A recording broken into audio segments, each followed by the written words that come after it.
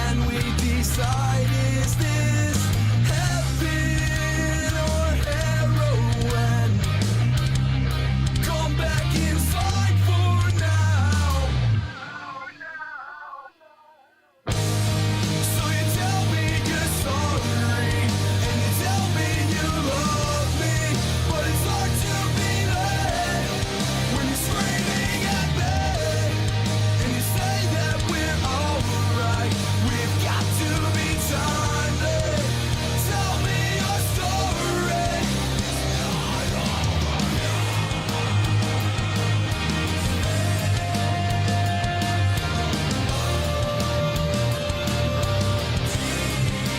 Tell me your story.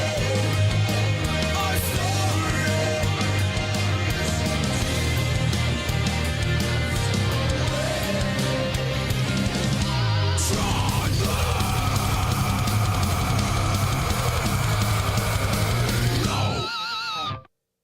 Oh man, there's nothing like your buddy coming on your podcast and like just having stories that you can't tell on the you know what, I've told people about this podcast, like, you know, oh, it's got to be fun to hear some of the stories that the folks, you know, come and say, and it's like there's so many good ones off air, you know what I mean? Like Jake from Blue Felix was like one of those guys that just like he had so many fucking sick stories that, you know, you're like, yeah, we won't tell that one in the air. You know? It's awesome. Hey, do me a favor. What's going on, folks? How the hell are you? It's Friday night. It's we're running a little bit late, but do me a favor. Check out Lowbrow Saints Tattoo Collective. Always the forever sponsor here on the podcast. Lowbrow Saints Tattoo Collective, 612-353-4755. If you want to get some tattoo work, please give them a shout. Ask them what's crack-a-lacking with them, and they'll help you out. Or if you got some art questions about that, you can send them an email to lowbrowsaints@gmail.com. Again, Lowbrow Saints Tattoo Collective, 612-353-4755. Give them a shout and say what's happening. Tell them I sent you. Maybe they'll charge you a little more. I don't know. It's usually how it works. Oh, Greg, yeah, I know him. Fuck that dude. Dude, how you been, man? It's been a little bit. Why don't you tell the folks who you are and what you're here doing? What you're doing? You're just talking with me, right? I'm just talking shop, man. Talking shit. Talking shop. Talking shit. Whatever. With Mr. Greg Chilton. Yeah, man, it's been a minute. We were trying to get something together a while back, and it just never worked out at the other spot too, right? Yeah. I think you were kind of in limbo or something. I think around that time, right? Yeah. Not really. You know what? I've said it a couple times too, that with the podcast, you know, in general, man, when you're around everybody and you've got social media and you're the same way as I am. You have friends on every spectrum. You know what I'm saying? And it's like you get them, right? You get the people, you know. I mean, we have mutual friends that we talk about that are, you know what I'm saying, that are they're on the fringe, to say the least. Yeah. But you know, when you're consuming social media, you take in a lot of negativity too, you know what I mean? And I think I took in way too much. The whole Lee's thing happened, you know, I was like full on booking and trying to get something cool happening, and felt like I did, and then I got pulled out from underneath me, and then, you know, it was one of those things where I just hit a slump, and then it was like the whole political climate. I said, fuck it, dude, you know what I mean? Like, I didn't want to be negative on the air, you know what I mean? Yeah. Really. Yeah. Like, if you lean one way or the other, somebody's got something to say about it, you know, without having a genuine conversation with you, you know what I mean? And it seems like everybody's afraid to have a real conversation with people. You know, they want to do it online where their friends and your friends and everybody else can get involved, and you know what I mean? Like, oh, he's on our side, fuck you, you know what I mean? And you're just like, oh, goodness, I'm not on anybody's side. I'm enjoying myself. It's brutal, dude. It's like, especially like me, okay, I would say I'm probably, and this is like what everybody hates these days, but it's like I'm pretty much in the middle. Yeah. You know what I mean? Yeah, like, and so it's like you just end up pissing everybody off by trying not to piss anybody. It's a weird climate, man. And Well, I mean, you've always been one of them cats too. Like, if you do get into a heated discussion with someone, you're just like, I agree to disagree and fucking walk away from it. Yeah. I've seen you do it many, many times. I've also seen you piss drunk and try to get me to kill people too, though. You know what I'm saying? And that will forever be the fucking story of you and I. Like, you know, people walking up and you're going, come on, man, let's just go fuck some shit up. And I'm going, no, let's not. You know, and then we end up, then we go back to Melbo's place and just get smashed. yeah, You were trying to drink with someone who was doing dope. That was the funniest thing about and I it. didn't know. Yeah, I had no idea. He was looking at me and he's just giggling. He's like, he thinks he can outdrink me. I'm going, oh God.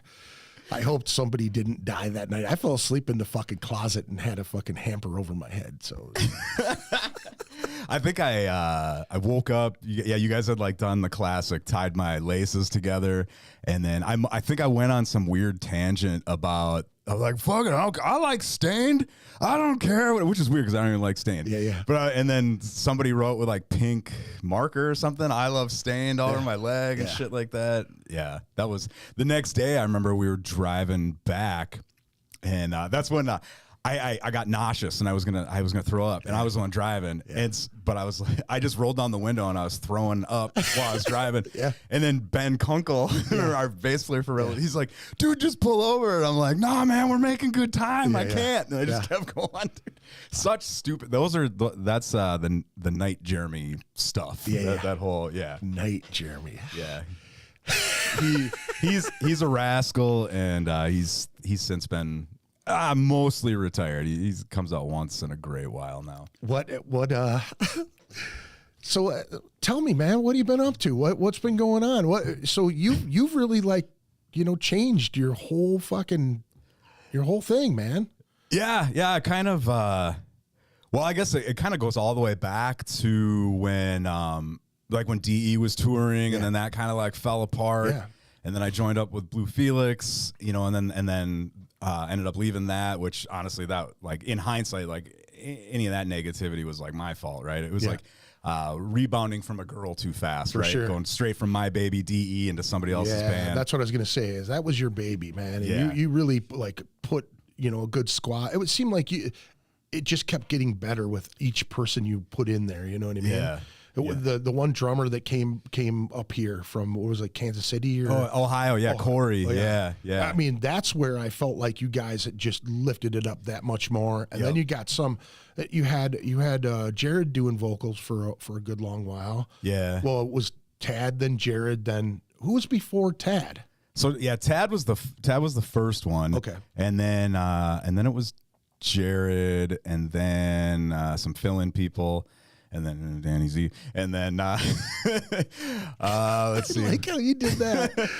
And then some more fill-in people, and then we ended up getting Joe, the young Knox. cat, right? Yeah, he was young, super young, and he was like a really talented kid, right? Yeah. Now was he singing on this last one? Okay. Yeah. So that was an interesting one because he had never been in a band before, and all he had ever done was just do like acoustic stuff, right? So he had this great singing voice, and it's like, oh, cool, can he scream too? And then it's like, oh, you can scream too. And boom, you know. Yeah, I remember seeing him, and dude was on point. Yeah, he had, like, after the DE stuff ended, Joe, myself, and Bernie ended up being roommates, you know, in Northeast there. And Bernie's with me always, right there. That fucking, he gave me that after they came back from Vakken, him and Sam Adams or Mike. Mike. Yeah, dude. And so, like, even just like Joe would be just dinking around acoustic guitar singing crap, like not even, and it was just like beautiful coming out. I was so mad. It's like, especially now, like I'm, you know, trying to get better at singing, and it's like I gotta do all this work just to get mediocre, and you're just like smoking cigarettes and weed and singing like an angel. Dude, I fucking hate people. Yeah.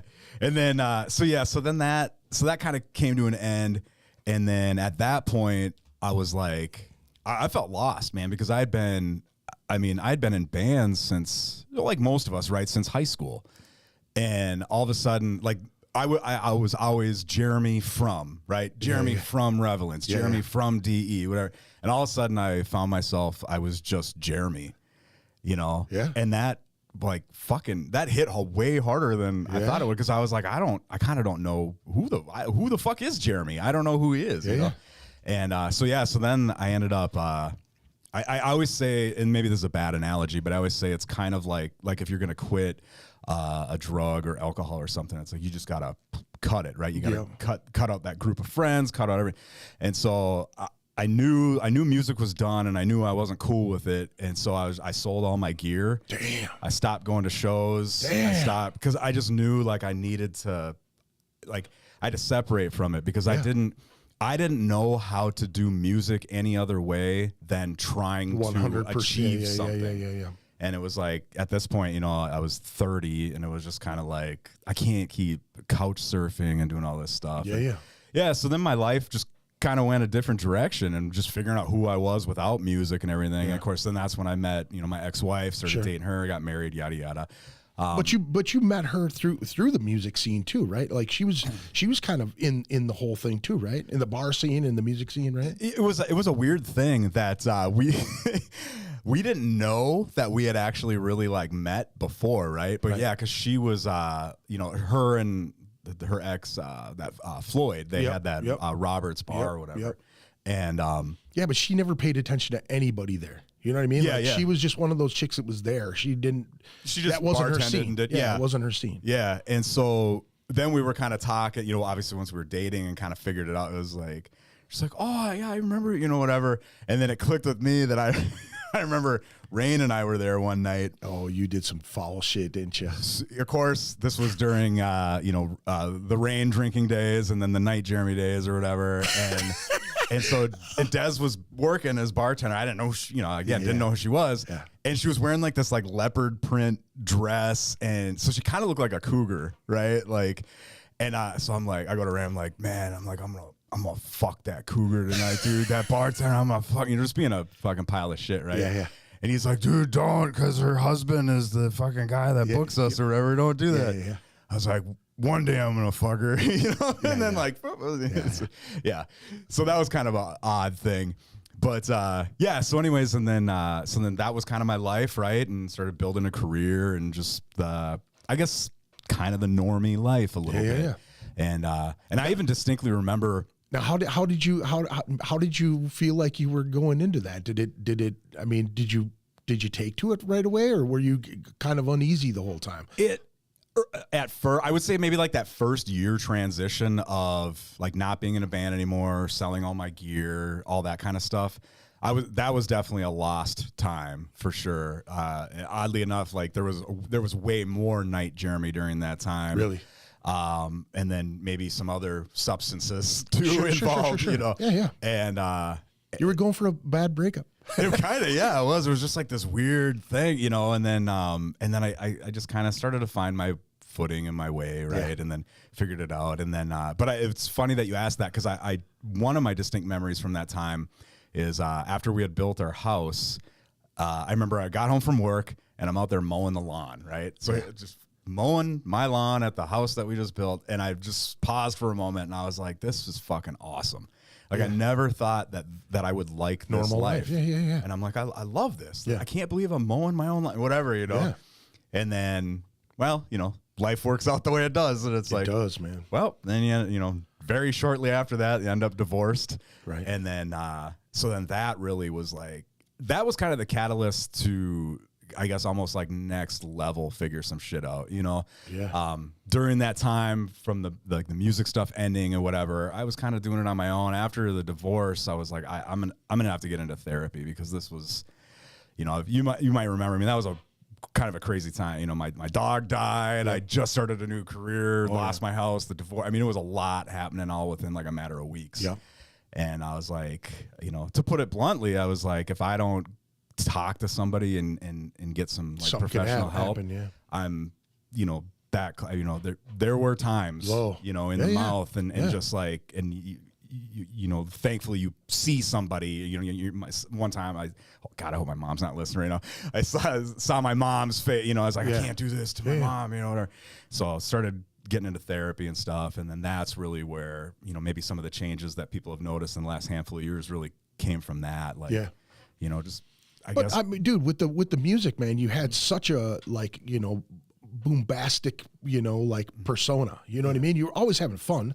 There was no like, I don't think I ever saw you get really cross with anybody to where it was like, you know, fuck that guy. And, you know, like you weren't ever like a mean drunk when I saw you, you know what I mean? No, yeah. Mischievous, but never like, you know. Yeah. Thank God. Like, and it's kind of weird. I mean, maybe it's a catch-22 because maybe if I had been an asshole, maybe I would have cut back the booze a lot more faster. But instead like every time I would talk to people and be like, man, I'm kind of getting sick at night, Jeremy. I got to put him away. And then always the same thing. No way, man. Yeah. You know, but then you look back on it and it's like, man, it's kind of selfish of other people. It is really selfish of other people like, because they that's my mom always used to say this to me about good time friends. Like when you clean your shit up and you start, you know, assessing what it is you have to be accountable for, right? You know what I mean? Like those people are still doing the same shit, not being accountable for their own actions, you know? Yeah.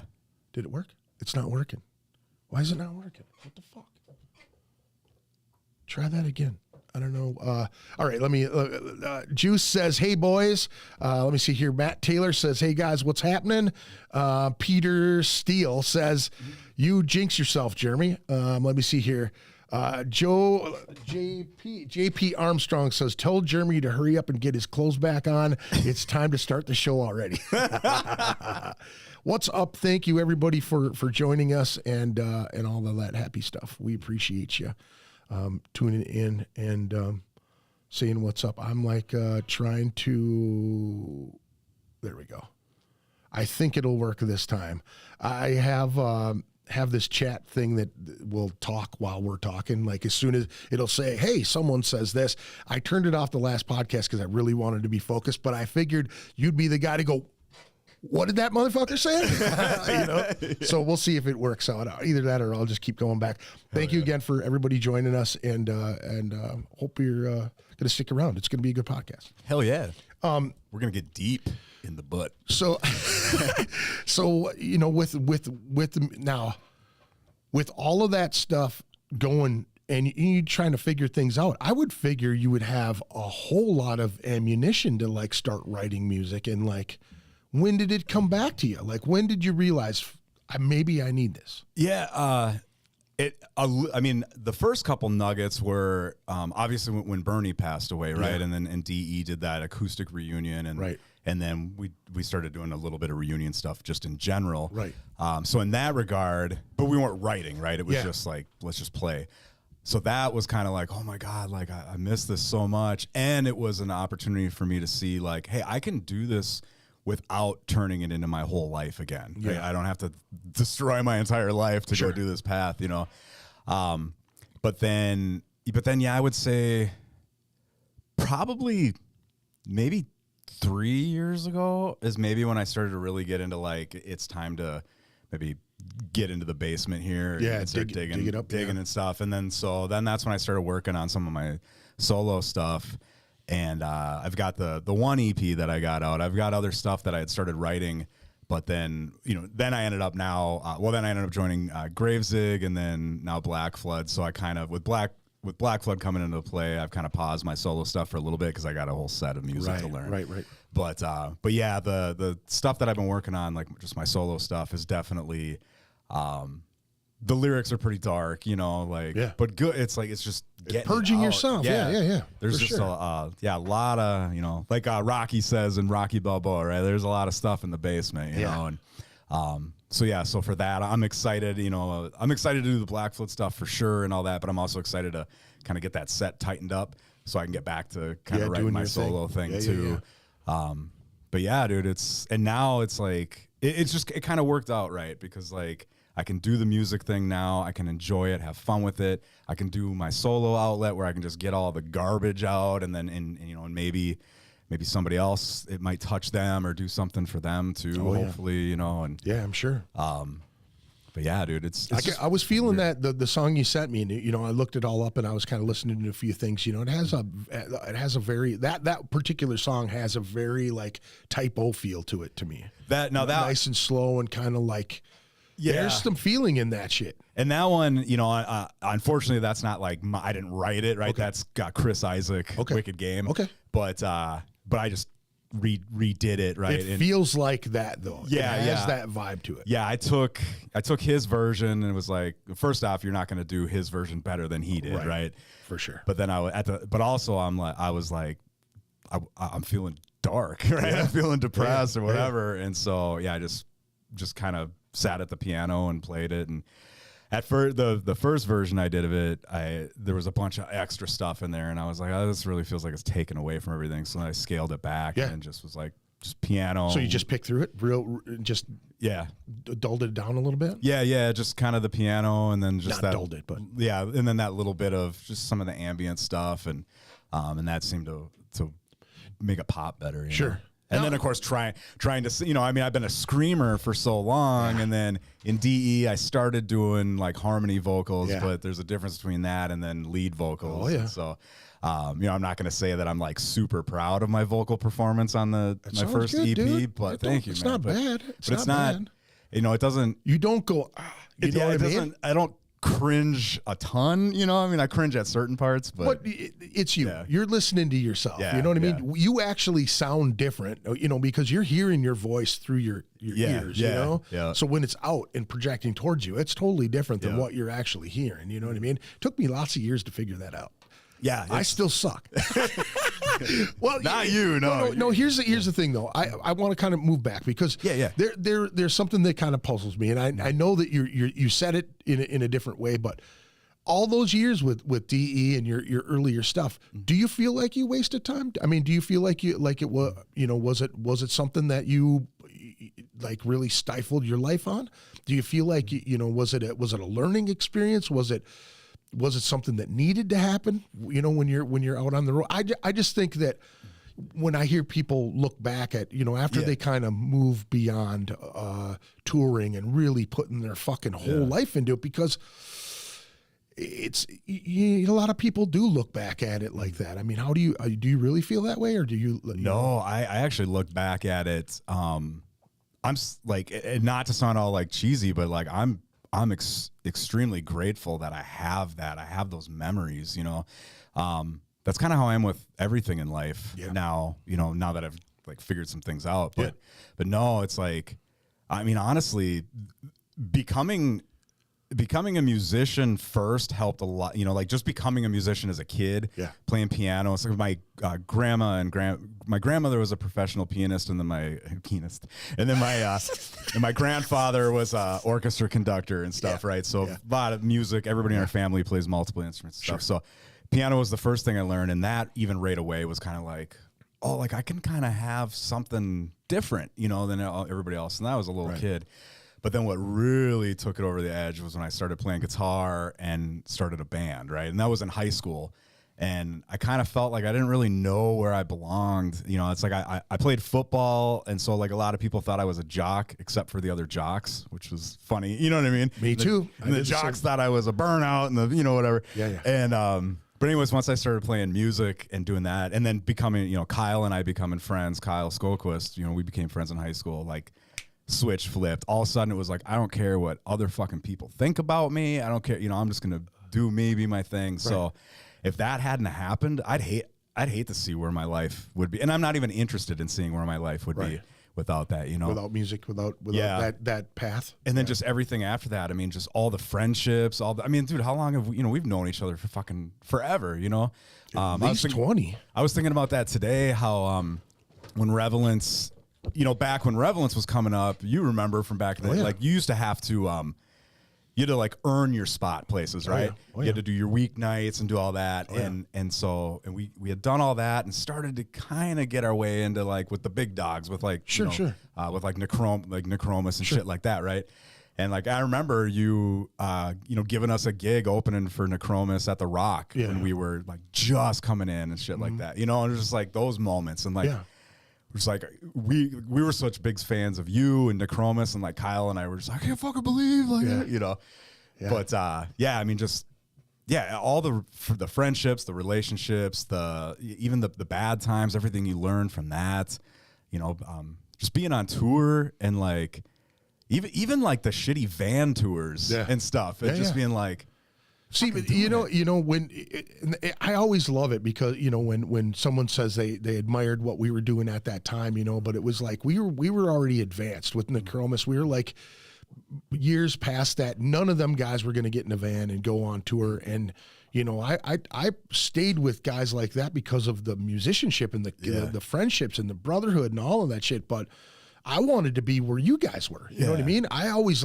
felt like I should have been on the road. But then when I got through my shit and got off the dope and got, stop partying like an idiot, it was like I realized I should have never been out on that road. You know what I mean? I could have died out there. I would have died out there if it would have been, you know what I mean? Because I was just too caught up in everything, It was like, and even with Necromus back then, at that particular time, I was on the tail end of a 15 to 20 year bender of just partying, selling drugs, being stupid. You know what I mean? It was just one of those things, man.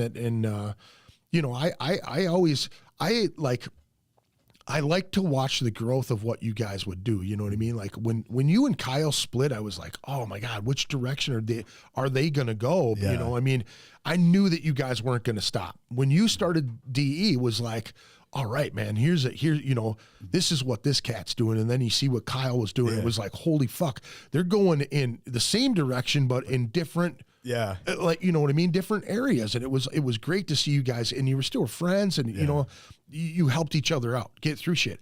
I was so jealous of watching, cats like you guys just jumping in a van because you could, you know what I mean?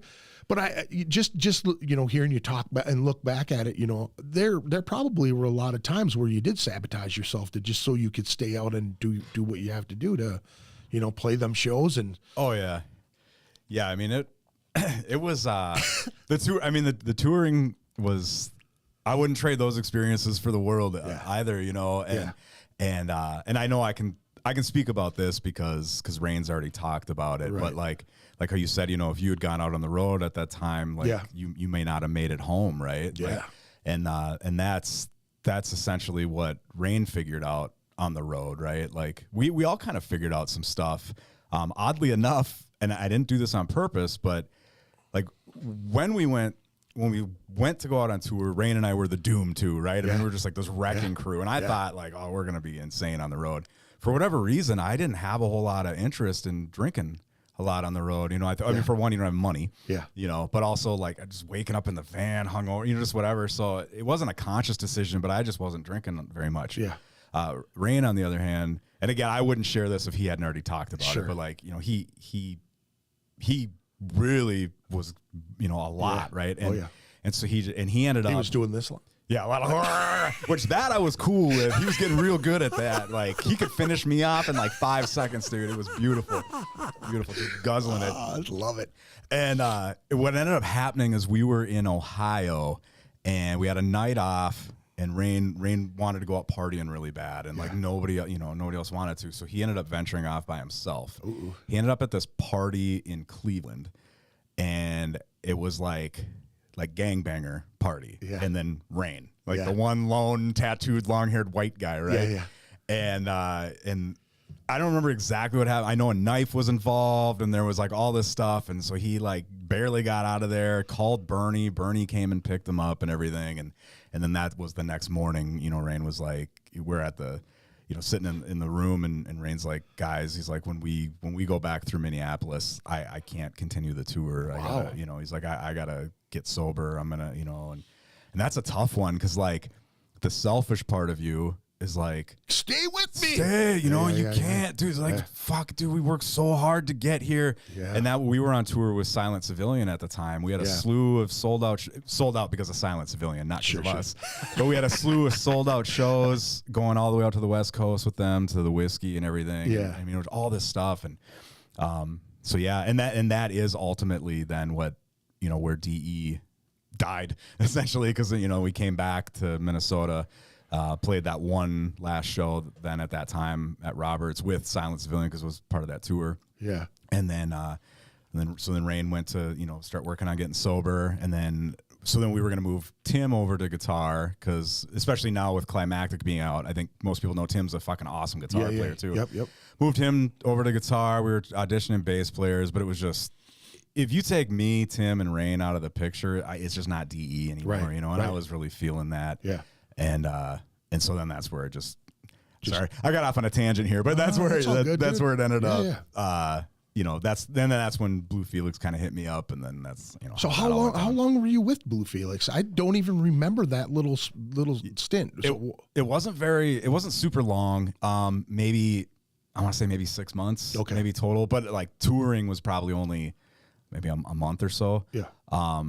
Maybe more. I don't know. That time but period. They hit it hard too. They were fucking going. It was kind of like you went from one now for not partying on the road with DE and then, you know, Rain leaving. Did it affect you even more? I mean, were you like, now I just got to party, and like, were you soaking it up then too, or what? I kind of with Blue Felix, I definitely partied more because different scenario, right? Yeah. They have a road crew, they've got a bus, they got a driver. So I didn't have to be responsible really for anything other than just playing my they parts. take it to the next level, though. Yeah. You know what I mean? Like Jake and all them cats, they turn it up. You know? Yeah. Especially if you don't got to drive. Fuck it, why not? Oh, you know? yeah, dude. And then, you know, they were sponsored by Jägermeister and Monster and all that stuff. And so there was definitely the partying. There was, man, I some stories there. But maybe I'll share some of those. But and then, you know, and then the way that ended up kind of just dissipating was, you know, like I was saying earlier, like that one, I take full ownership of that, because that was moving on from the love of your life too fast. Right. And like, and I'm making sure to not make those same mistakes now with Black Flood. Right. Sure. Like I didn't respect, I thought I respected it, but I didn't. Right. I didn't respect the fact that this is a already established thing, already established sound. You know, and I should morph to what they're doing. Yeah. You know, instead. Well, that's a hard thing when you're coming from that's your baby to, you know what I mean? Like, you have full control of that and creative direction too. Yeah. You know what I mean? Like, that's a big thing. And those guys are, I mean, they've changed members so many times, and they stay that course, you know, with X just leaving now, but it's like he was the mainstay of all of that for a long, long time. Yeah. And I mean, I can imagine it's probably kind of, you know, you feel kind of helpless almost, you know, especially if you're not in full control of it. You're just learning that. Yeah. You know? Yeah. And it was, and honestly, to their credit, like we wrote a song together, right? Actually, now that I'm thinking about it, like, and I'm not meaning this to sound cocky, but actually I wrote the song, now that I remember it, and I brought it there, right? And then X added some stuff to it, and Jake started, you know, and everybody did their thing. And then we, when we were on tour, we went through Iowa, so we stayed at Sid's place.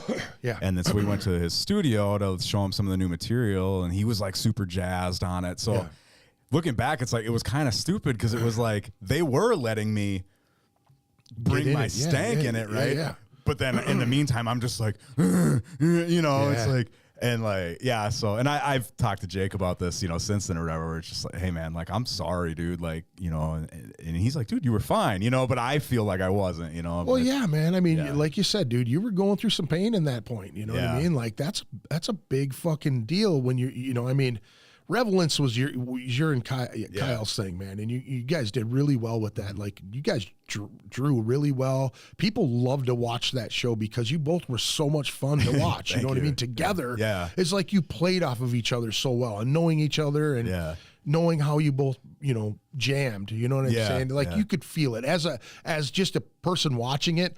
It was fun to watch. It was the same. You brought that same thing with DE too. You know what I mean? Like, you would banter back and forth with each other. You're fucking with the crowd. You got your wiener pants on. You know what I'm saying? That type of shit. So it was like, you know, you made it fun for everybody, and you kept it going. You know, you take all that away, right? So you can still be fun on stage, but it's not your baby. It's not your thing. So it had to fuck with you, and it's you know, and then on top of that too, even with because there's an established thing there, you know, with Blue Felix at the time, and you know, they had management in place and all that, like, and you know, you're very well aware too, like, when you've got management and all those things in place, there's a little more rules about you know, maybe what you're gonna wear and how you're gonna act and like my goofy fun stage presence like doesn't work with that style, right? And so that was kind of tough too, because it was like, well, you had to conform to that thing, you know what I mean? Yeah, like, and I think everybody did who's joined that band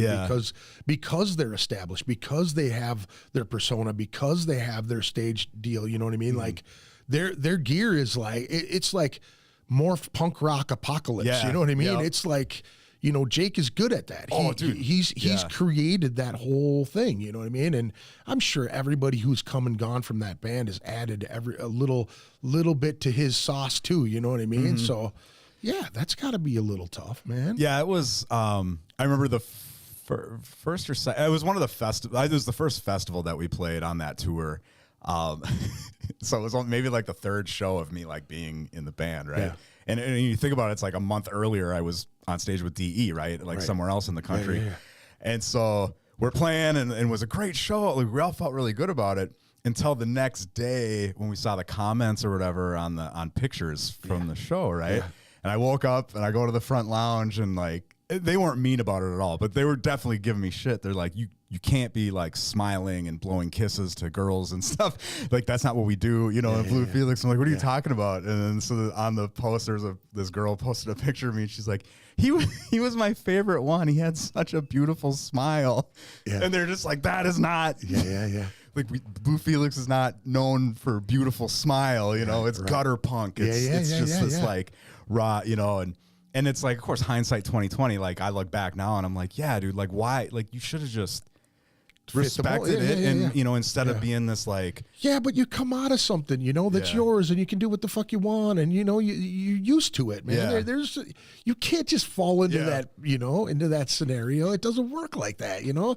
Again, especially with, you know, your persona at the time too. You know what I mean? Like, you were on one, bro. You know what I'm saying? Yeah. And it wasn't, I'm not saying that bad, but I'm saying no. that, you know, you were larger than life at the time. You know, you were full on Jeremy. You were in there, dude. Yeah, you know? yeah, I you was- were night Jeremy all day. I was, yeah. And it's like, and it's one of those things too, where it's, I mean, if you watch with Gravezig and honestly, probably with Black Flood too, to a certain extent, right?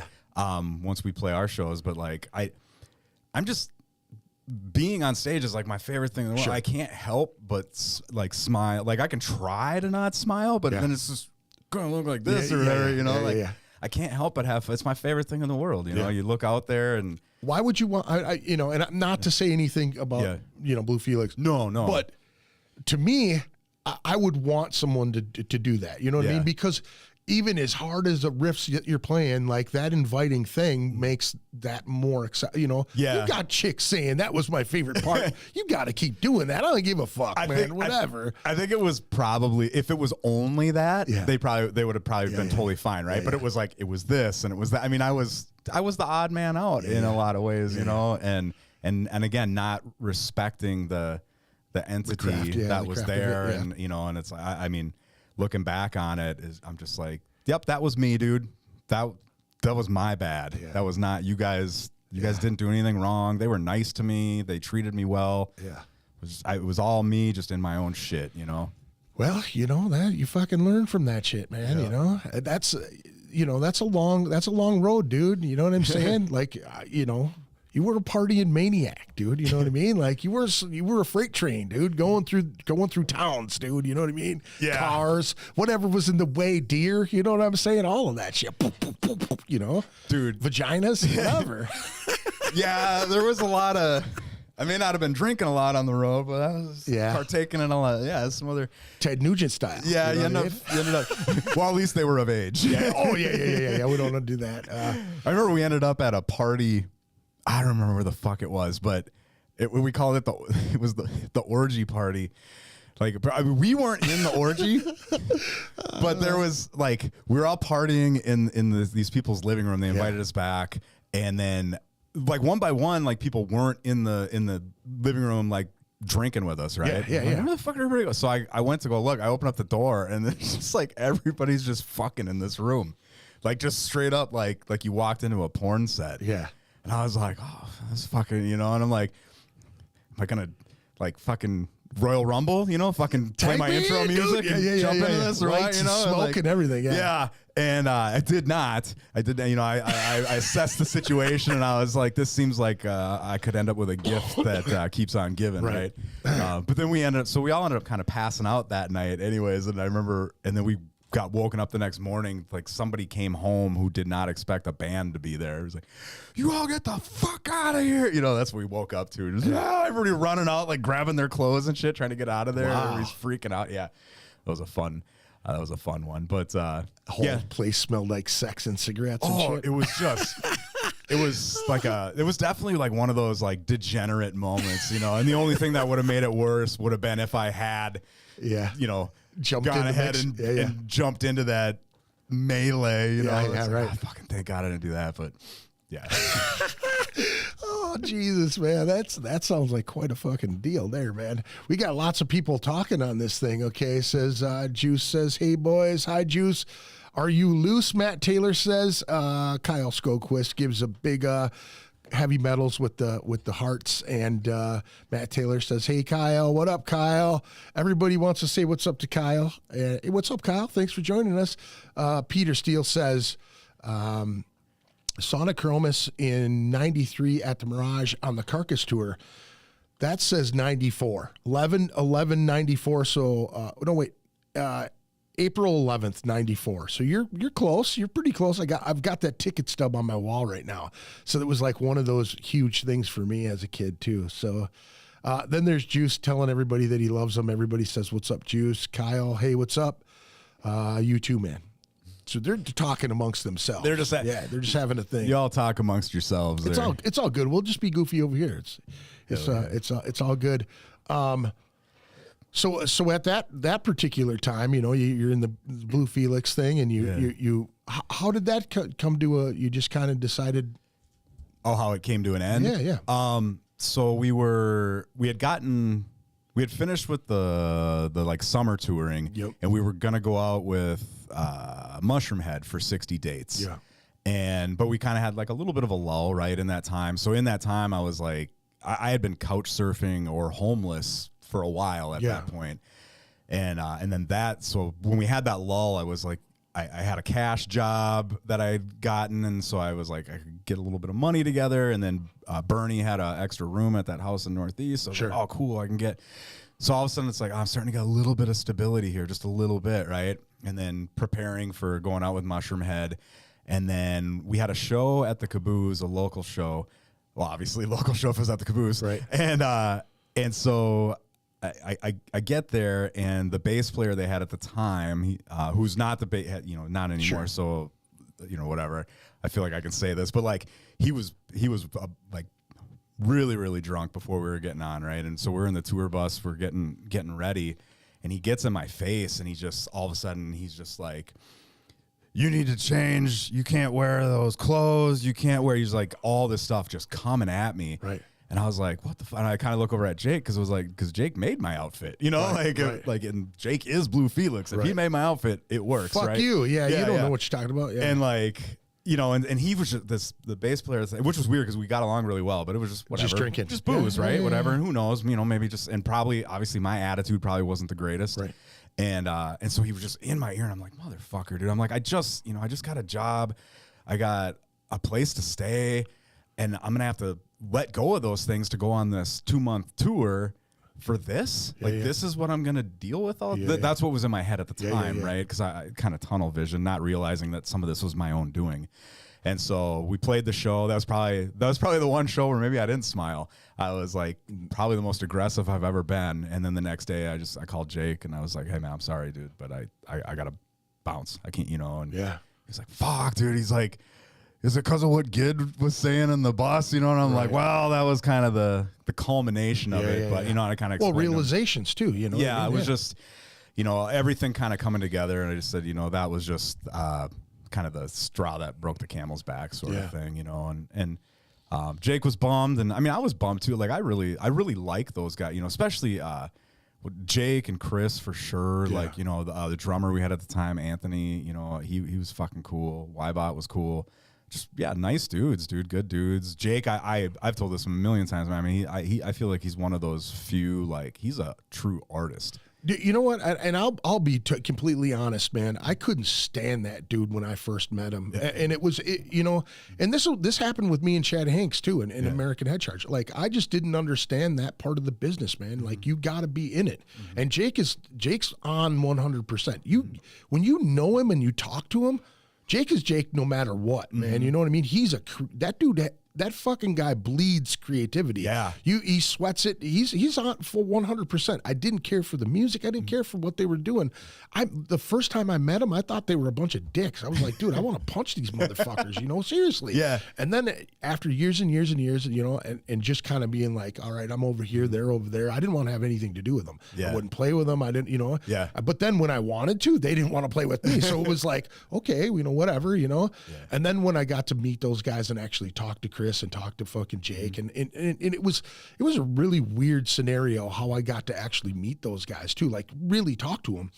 And I was like, man, you were so fucking wrong about those guys. Like, you know, maybe it was just wasn't the time to meet those guys at, you know, at that particular time. They were on their thing and business was business, you know. It was just kind of a weird thing. So getting to know him and like having Jake on the show and like just talking to Jake privately, you know, after gigs and whatever, there's so much respect there. Yeah.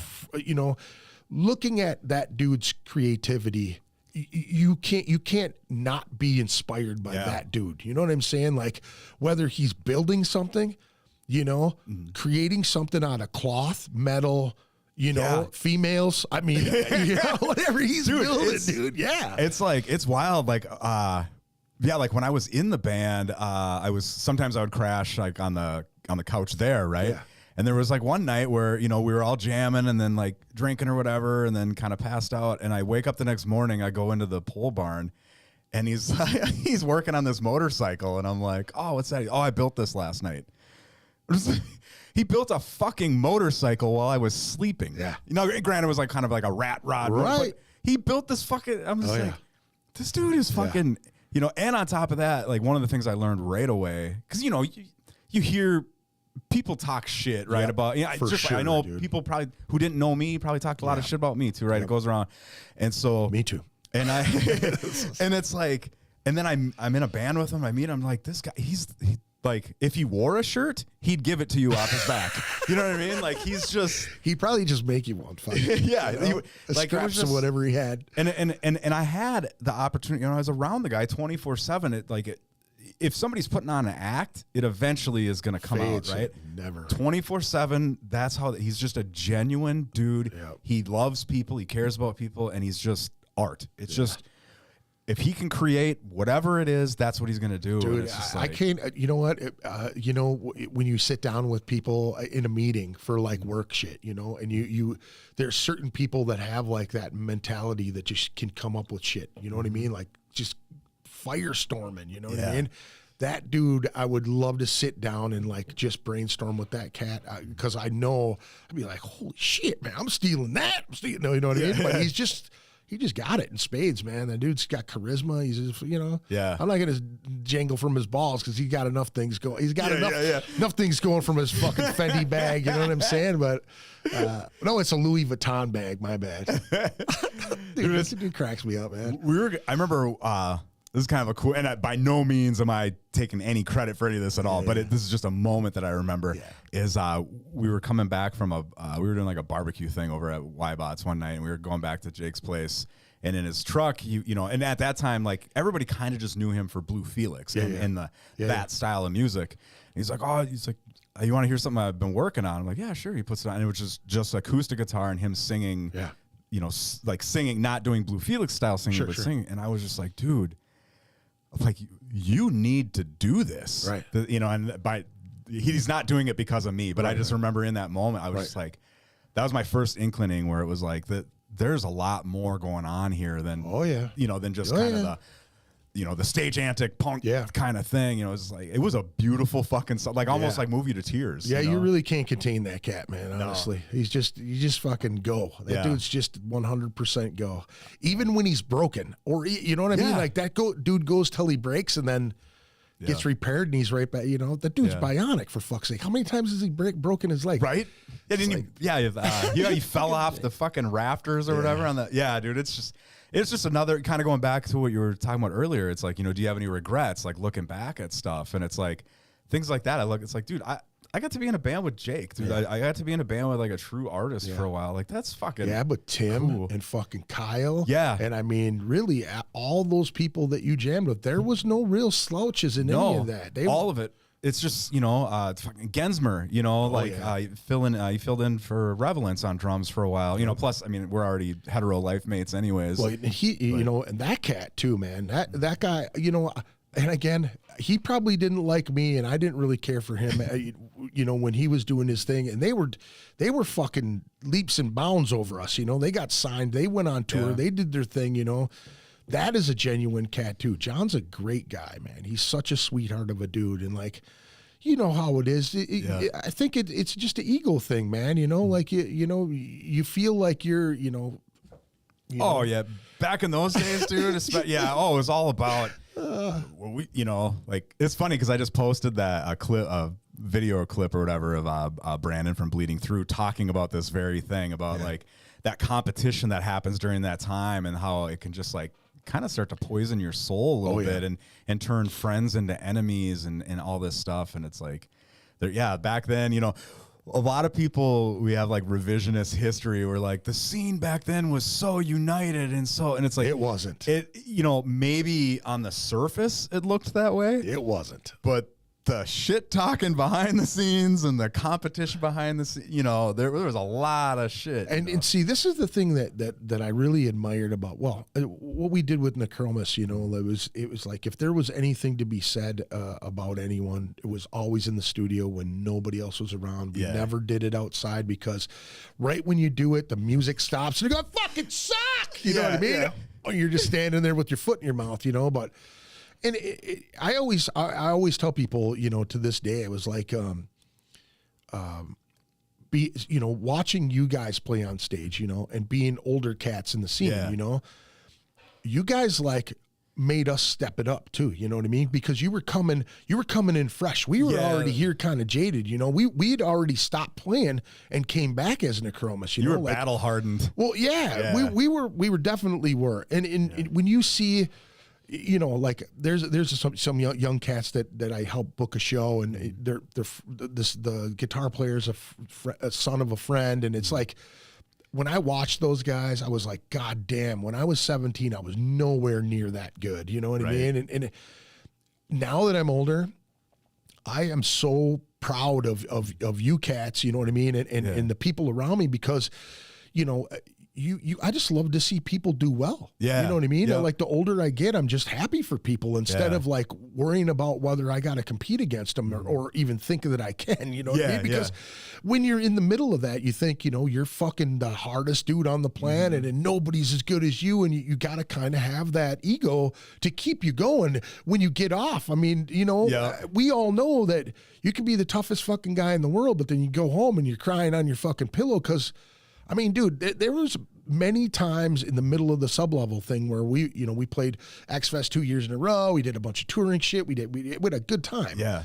And, you know, in the middle of all of that shit, bro, like, I just realized that, you know, I was just as fragile as everybody else was. You know, everybody that I looked down on, like, you're fucking soft. You know what I mean? And I was just a dude with a big hard shell on the outside that didn't want to show everybody what was up. You know what I mean? Like, and dude, you know, as you're talking through it and you're going through it and you're assessing and being accountable for the shit that, you know, the baggage that you carried around for many years, man, when you start to assess that shit, you start to realize, like, you should be happy for people, you know? Life is too fucking short to be, you know, competition's good.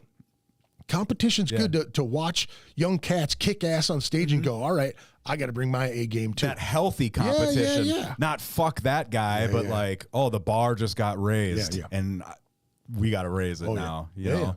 Yeah. But I never, you know what I mean? You and I have always been very respectful towards each other. Yeah. I've never, you know, like, I try, you know, if you bond with somebody and you're out on the road with them and you've been out there drinking with them and having a good time, and, you know, the stage was everything to me. If I shared the stage with a group of guys and we were good with each other, there was no break in that bond. Every time I saw you or Kyle or anybody, there's always fucking hugs and kisses. You know what I'm saying? Like, that's just how it is. It's never changed throughout all the years. You know what I'm saying?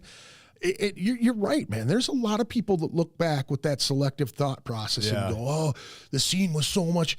But what's funny is the scene right before that You know what I mean? Where we were, when Yeah. Necromus came back, Revelence was doing really well. You know what I mean? Then you separate with the D and the climactic and all of that.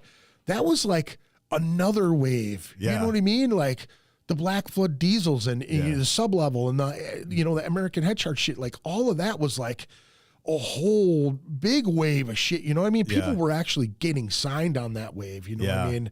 Smiling Liar was doing well. I mean, all of the fucking Sunset Black. I mean, there Align. There was so many bands back then that were doing so well, and then all of a sudden it just disappeared. Like the Urban Wildlife when everybody played there. Like as soon as that shit shut down and the Quest started to basically shut down, and they weren't doing Mayhems anymore. Fuck, dude.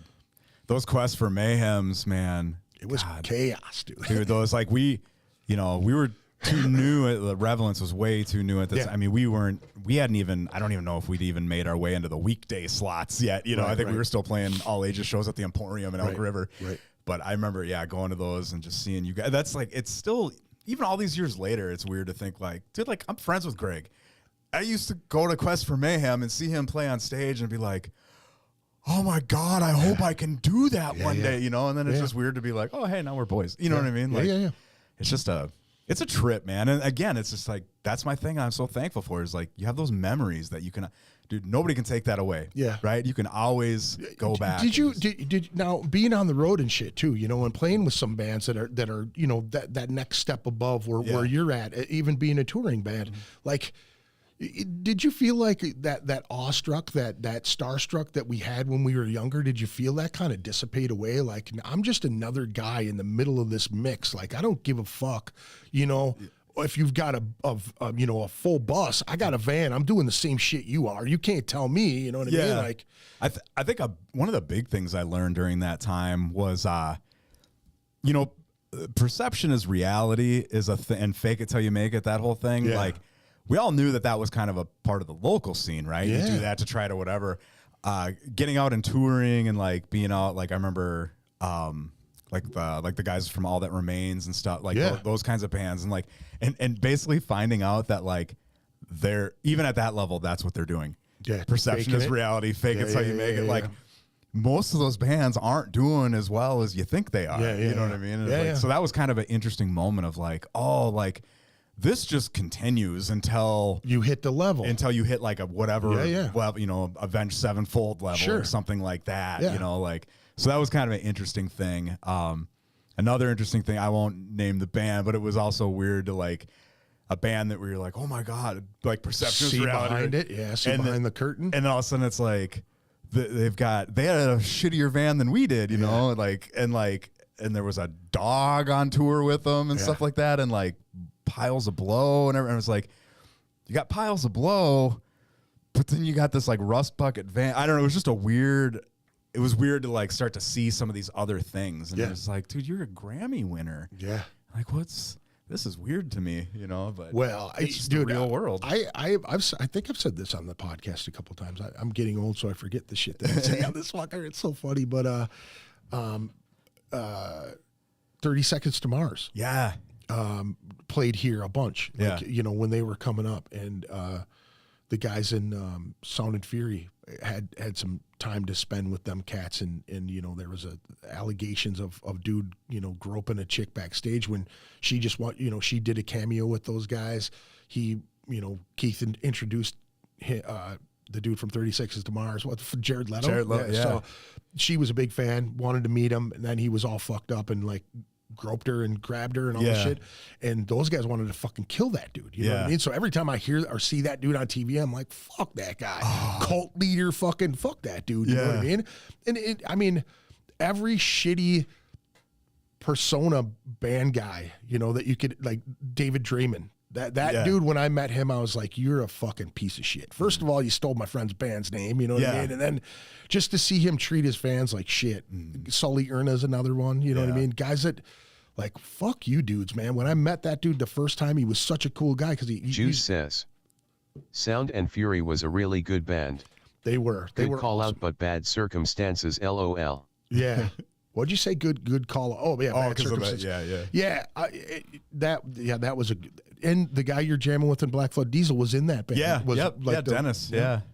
So, that situation and meeting, after a while, you're just like, they're just fucking fuck ups like we are. Yeah. You know what I mean? Except for they're on a grander scale. And it gets, and it like I feel like in some ways, like the fakeness or the facade, whatever you want to call it, it just amplifies the bigger they get. Yeah. It's like some of them. I mean, some people, you meet them and you're like, wow, you're actually fucking cool. Yeah. Dude, but like, you remember Iced Earth? Yeah. Yeah, so it's kind of, I'm not surprised that John Schaefer ended up, Getting doing that fucking arrested. Yeah, because I met him years ago, and I was so pumped. At that time, I was like obsessed with Iced Earth at that time, because of him, that right hand, dude. It was like James Hetfield and John Schaefer. Yeah, and then meeting him, and I was telling him, all about. The stupid shit, because I was like 20 or whatever, right? Put me on stage, bro. Yeah. And I was actually I was only like maybe a few weeks away from leaving for the Army. Yeah. And so I was like trying to kind of tell him about that, and and the whole time he's like, oh yeah, nice. And he just kept trying to talk to my girlfriend who was with me at the time and get her on the bus. Yeah. Right. And he was just being a fucking dick. And then and that just like ruined Iced Earth for me for like a really long time. But anyways, it was kind of funny then when Danzig, dude. I deleted every Danzig album off of my playlist because of what he did at the Caboose with that whole came in. My buddy was doing security there, and I was excited because he's like, dude, I know you're a huge fan. I'll get you on the list, right? So it was Marduk, it was like Toxic Holocaust or Municipal Waste, one of those two. I think it was Toxic Holocaust. So it was Toxic Holocaust, Marduk, Possessed, Danzig. Yeah. Walks into the Caboose, looks, they already Peter unloaded. Steele says, Iced Earth turned into Flat Earth.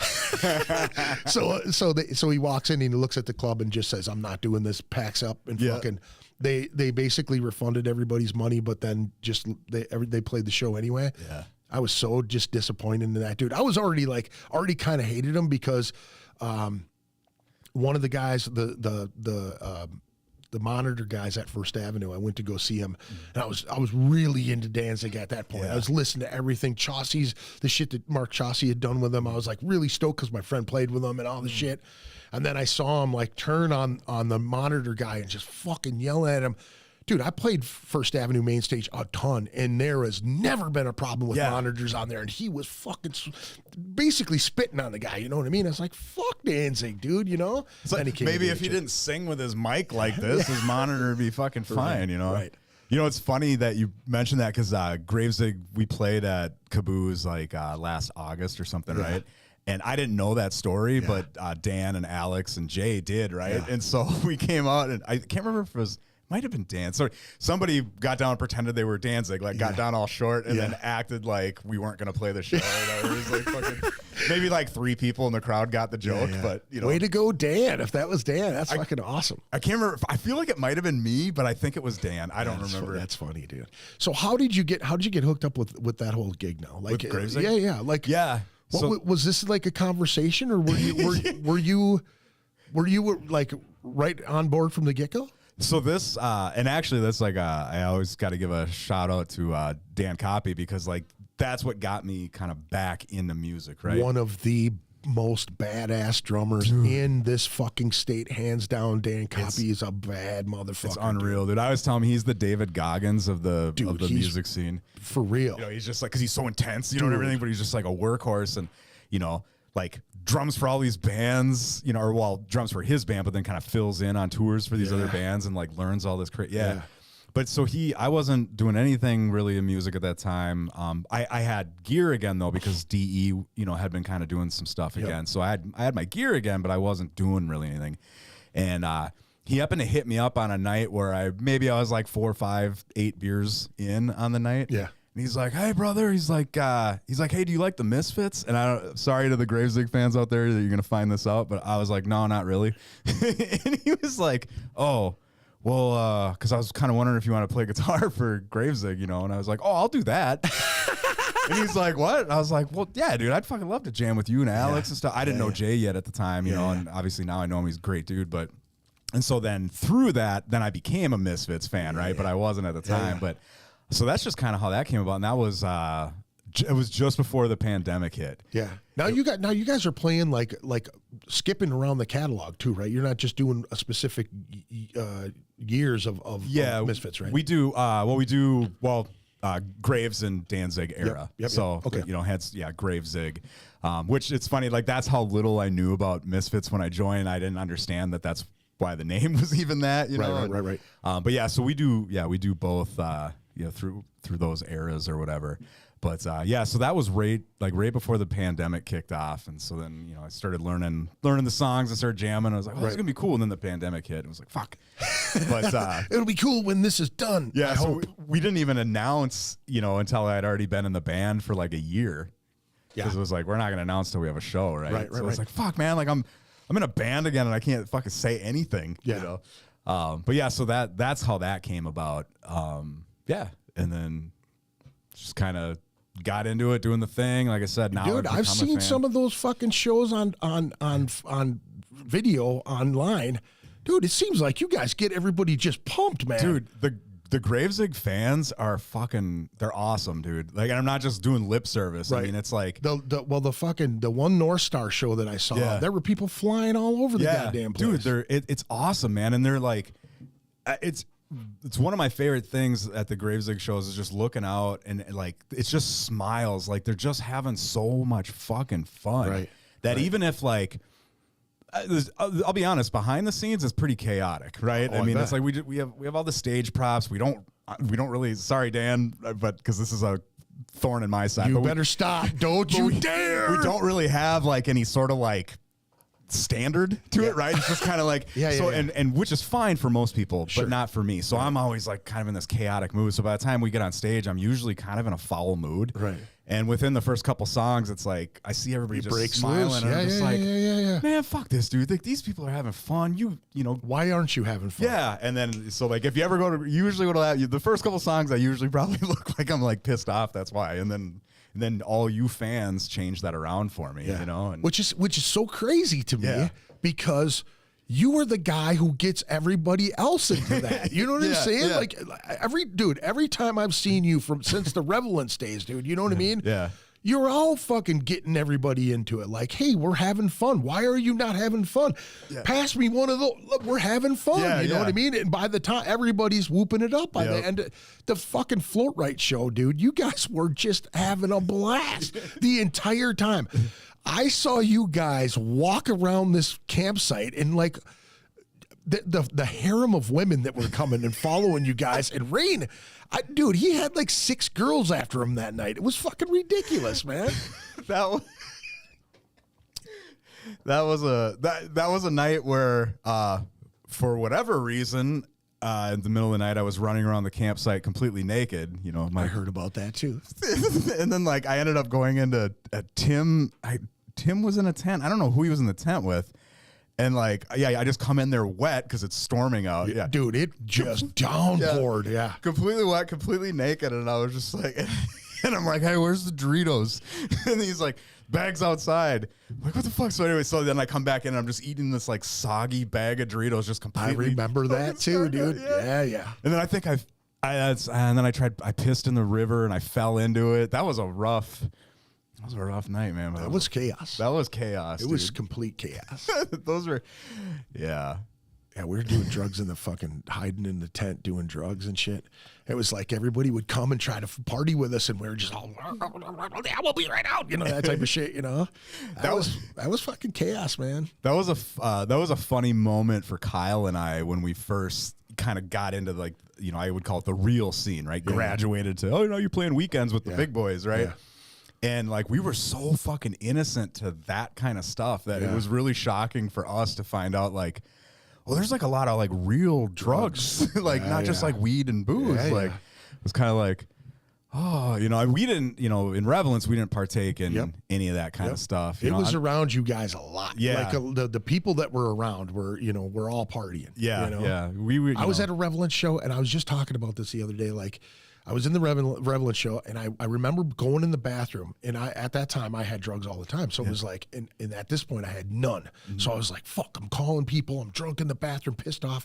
And this random dude comes into the bathroom, and he's like, you know, I hear him on the fucking back of the toilet, and I'm going, hey, what are you doing in there, man? He's like, you want one of these? And I was like, fuck yeah, you know. It was fucking speed, so I did this. I'm going, my fucking face is about to burn off, you know. And then I didn't sleep for like 2 days. It was just like, oh, never ever, just rando dude giving you drugs. It was Yeah. fucking bad.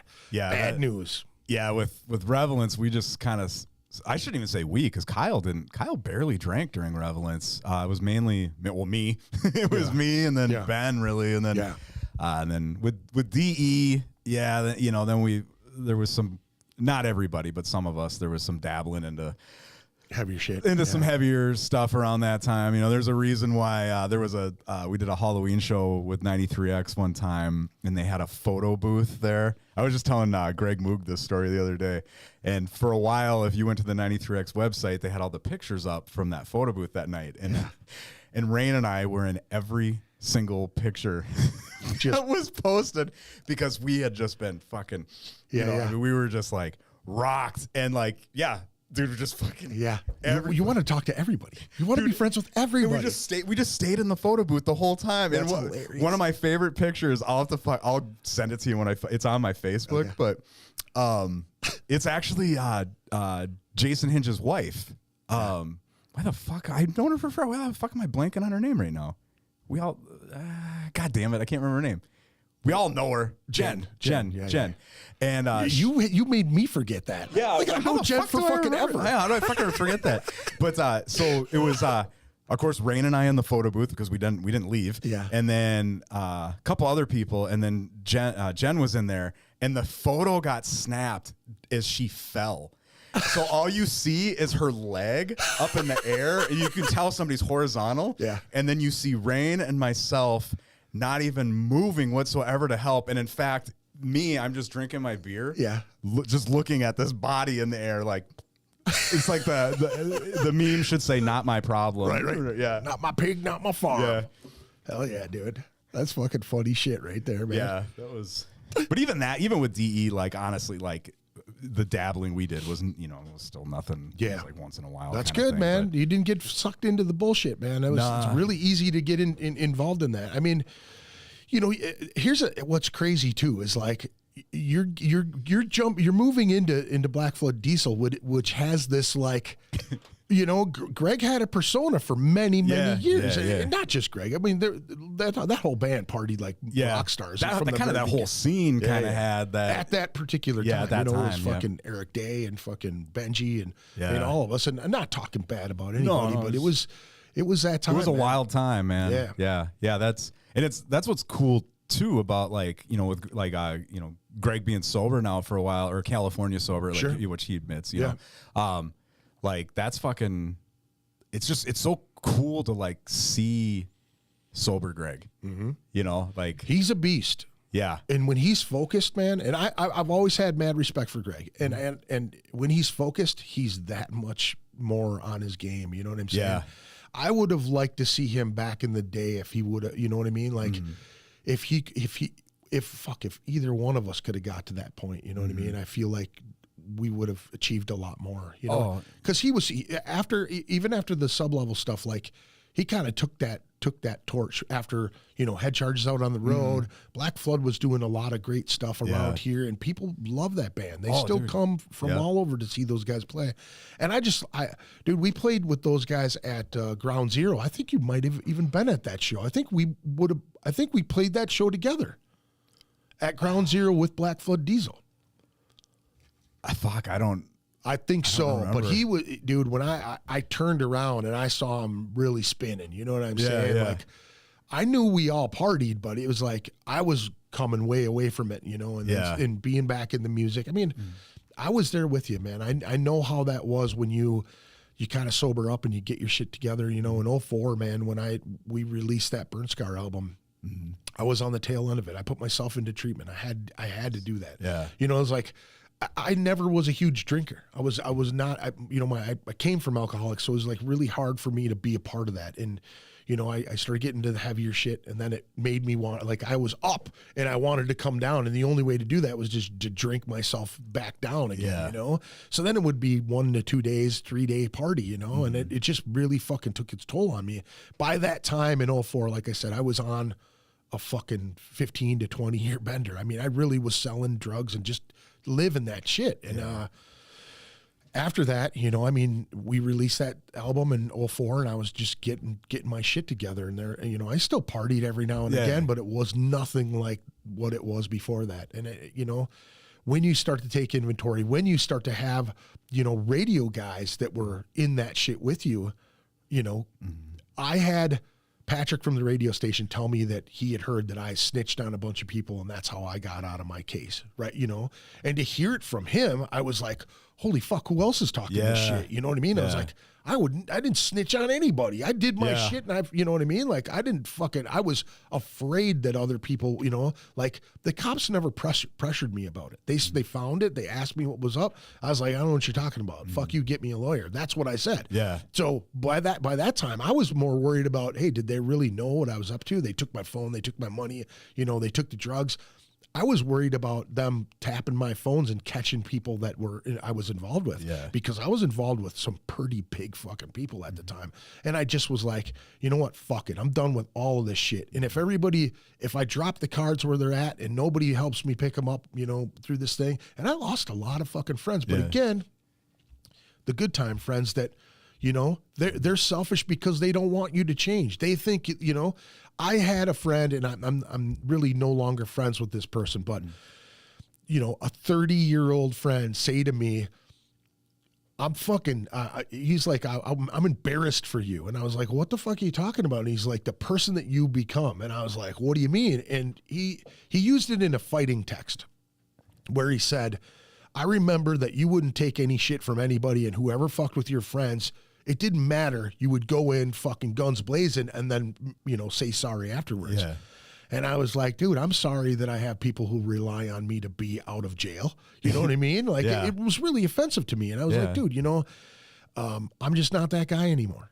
I mean, I was talking to a guy at work. I don't even remember the last time that I slapped the shit out of somebody or, like, you know, did something crazy. Like, I mean, I get mad. I've been in people's faces, but that trigger, that just go, it's just not there for me anymore. And I love it about myself that I pulled myself back that far. But man, you know, when you're in the middle of all of it, I mean, even with my wife, I've been with my wife almost 20 years now. You know what I'm saying? That's a fucking long time to be with one chick. You know what I'm saying? And I give her all the fucking props to put up with my shit, because I'm not an easy dude to deal with. You know what I'm saying? I'm not an easy fucking guy to be around, especially when you get off the dope, when you get out of the scene, when you're trying. I mean, dude, it like you said, man, you want to separate yourself because you feel like you need to.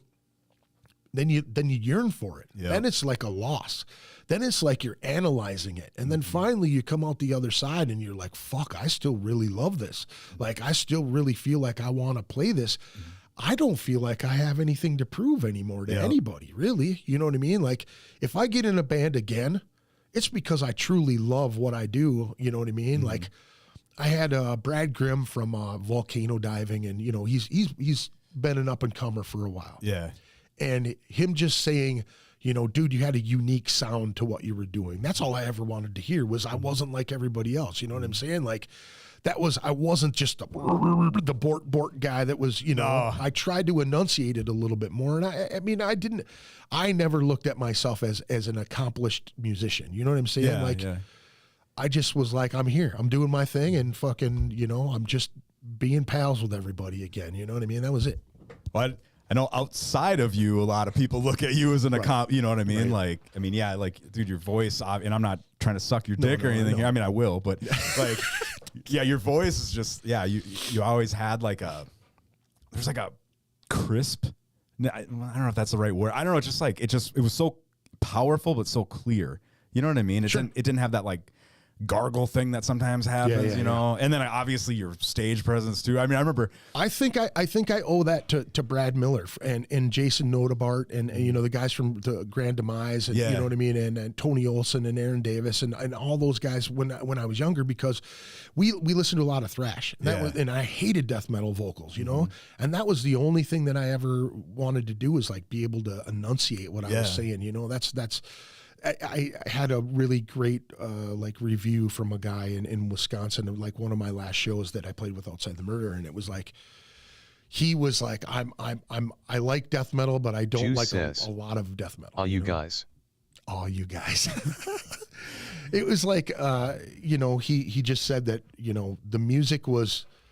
And he's like, the vocals kicked in and I understood what he was saying. And that's what I enjoy about that particular type of death metal. And I was like, we're not even really death metal. We're just kind of like Southern death shit. I don't know. It was kind of weird. Yeah. That was a weird. Because you had like riffs still, you know what I mean? And like, I mean, don't get me wrong. Like I like death metal too, but I don't necessarily hear riffs in there. It's just, it's kind of more the totality of the it's like a vibration almost. Yeah. But like, I remember you guys, you just had like I could remember a riff, right? You know what I mean? That's a big, well, obviously big for me, but I appreciate anything, you know, like just praise coming from my peers and people that I respect in the music scene. You know, it's very difficult for me even to this day, being in it for so many years, to hear people compliment me on it. It's tough to take. Like I just go, yeah. You know what I mean? Like my wife says this to me too. Sometimes I'll be like, baby, you look good. You know, that type of shit. And she'll go, you gotta say that shit. And I'm like, no, I don't really have to. You know what I mean? Well, yeah, I got to, but I actually mean it though too. Yeah. Why you grab my ass all the time? It's like, because I like that shit. You know? It is a weird, I don't know, it is a weird thing though when like, when you're being complimented by people that you respect, you know, or whatever. It's like John Wheeler and I had a conversation. Actually, was on Jared's podcast. Sure. Or actually, it was before it kicked in, but we were kind of talking about that. And shout out to that fucker. He's the one who got me back into this thing, and I appreciate it. Nice. And doing the video and actually production a little bit more, you know. So Jared's good shit. But like we were just kind of talking about, you know, just the different people you kind of end up becoming peers with or whatever, you know, and I just happened to say, I was like, it's still weird to me that like, you know, people like Greg Chilton and you know, and naming people, you know, I'm like, and then you know, John Wheeler, I'm like, how am I in this group or whatever, you know? And he's just like, dude, there's like, people think the same thing about you, you know? And I was just like, and that even me just saying it right now made me feel gross. Like it just feels weird, but it's like, cause you don't. Yeah, but you don't want to be. I never wanted to be that guy that like had this. You know, obviously you're gonna have ego. You're always gonna have ego being in a band. There's just no fucking. If you're getting on a stage and doing any sort of anything other than just staring down at your shoes, there's some ego there. Right. But you know, you never want to be that fucking. I mean, again, I'll go back to Patrick again. Patrick did something to me when I was with Sublevel, and it was the second year we played X Fest, and he like made this huge announcement just in the public, not with a mic, not like, you know, like introducing me to anything, but he just did it like, hey, here comes Greg Chilton, and I just looked at him and I go, don't do that ever again, dude. And he's like, why, man? People fucking love your band. And I was like, I know, but it made me feel uncomfortable. Fucking stop it, dude. You know, like I always felt, you know what I mean? It felt gross to me, you know? I told Keith from Sound and Fury once before, he's like, praising me and doing all this shit. And I said, you know what, dude, I woke up this morning, I couldn't even look at myself in the mirror. And he goes, what? Like he was disgusted by it. And I go, yeah, man, you know, I don't feel like, you know, who everybody thinks I'm supposed to feel like. And he's like, you know what you got to do? You got to fucking think I'm fucking Greg fucking Chilton, you know? and I'm like, yeah, that never works, dude. What are you talking about? I'm like this little kid that, you know, and this big stupid body that, you know what I mean? Like I always had that intimidation thing. And I think that like over accelerated my ego almost, you know what I mean? Like you had to be the toughest, hardest fucking dude, you know what I mean? Like I look at that and it's gross. Gross. The imposter syndrome is fucking real, dude. You know, and for some of us, it's just worse. Yeah. You know, it's just, I mean, off subject from music, but like my boss just sat in on one of my classes the other day and audited it, right? Which that's real fun, right? You know, and then at the end, like I thought, oh, he's gonna tell me all these things that suck, and instead he just gave me like all this praise, you know, and I was just like. I felt gross. You know what I mean? I mean, I appreciated it, but it was the same thing because I was just like, I even told him, I said, it was just a really energetic class. You're probably picking up the high from the class being energetic, almost like an energetic crowd, but right? Dude, that's what I'm saying. I think that's probably a gift that you have to be able to read those folks too. Because like I said, man, anytime that you're in a room with folks and you're in a good mood, you're smiling all the time. You know what I mean? You're bringing it out of people. You have that in spades. Just like Jake, just like, you know what I'm saying? Like you're one of them cats that you bring the fucking smiles to people. You know what I'm saying? So he probably felt that shit. That was the stage shining in a professional, I'm going to try to start accepting compliments. So thank you for saying that. And I'm going to shut off that part of my brain right now that's going like, that's not true. Yeah. just fucking argue with him for a minute.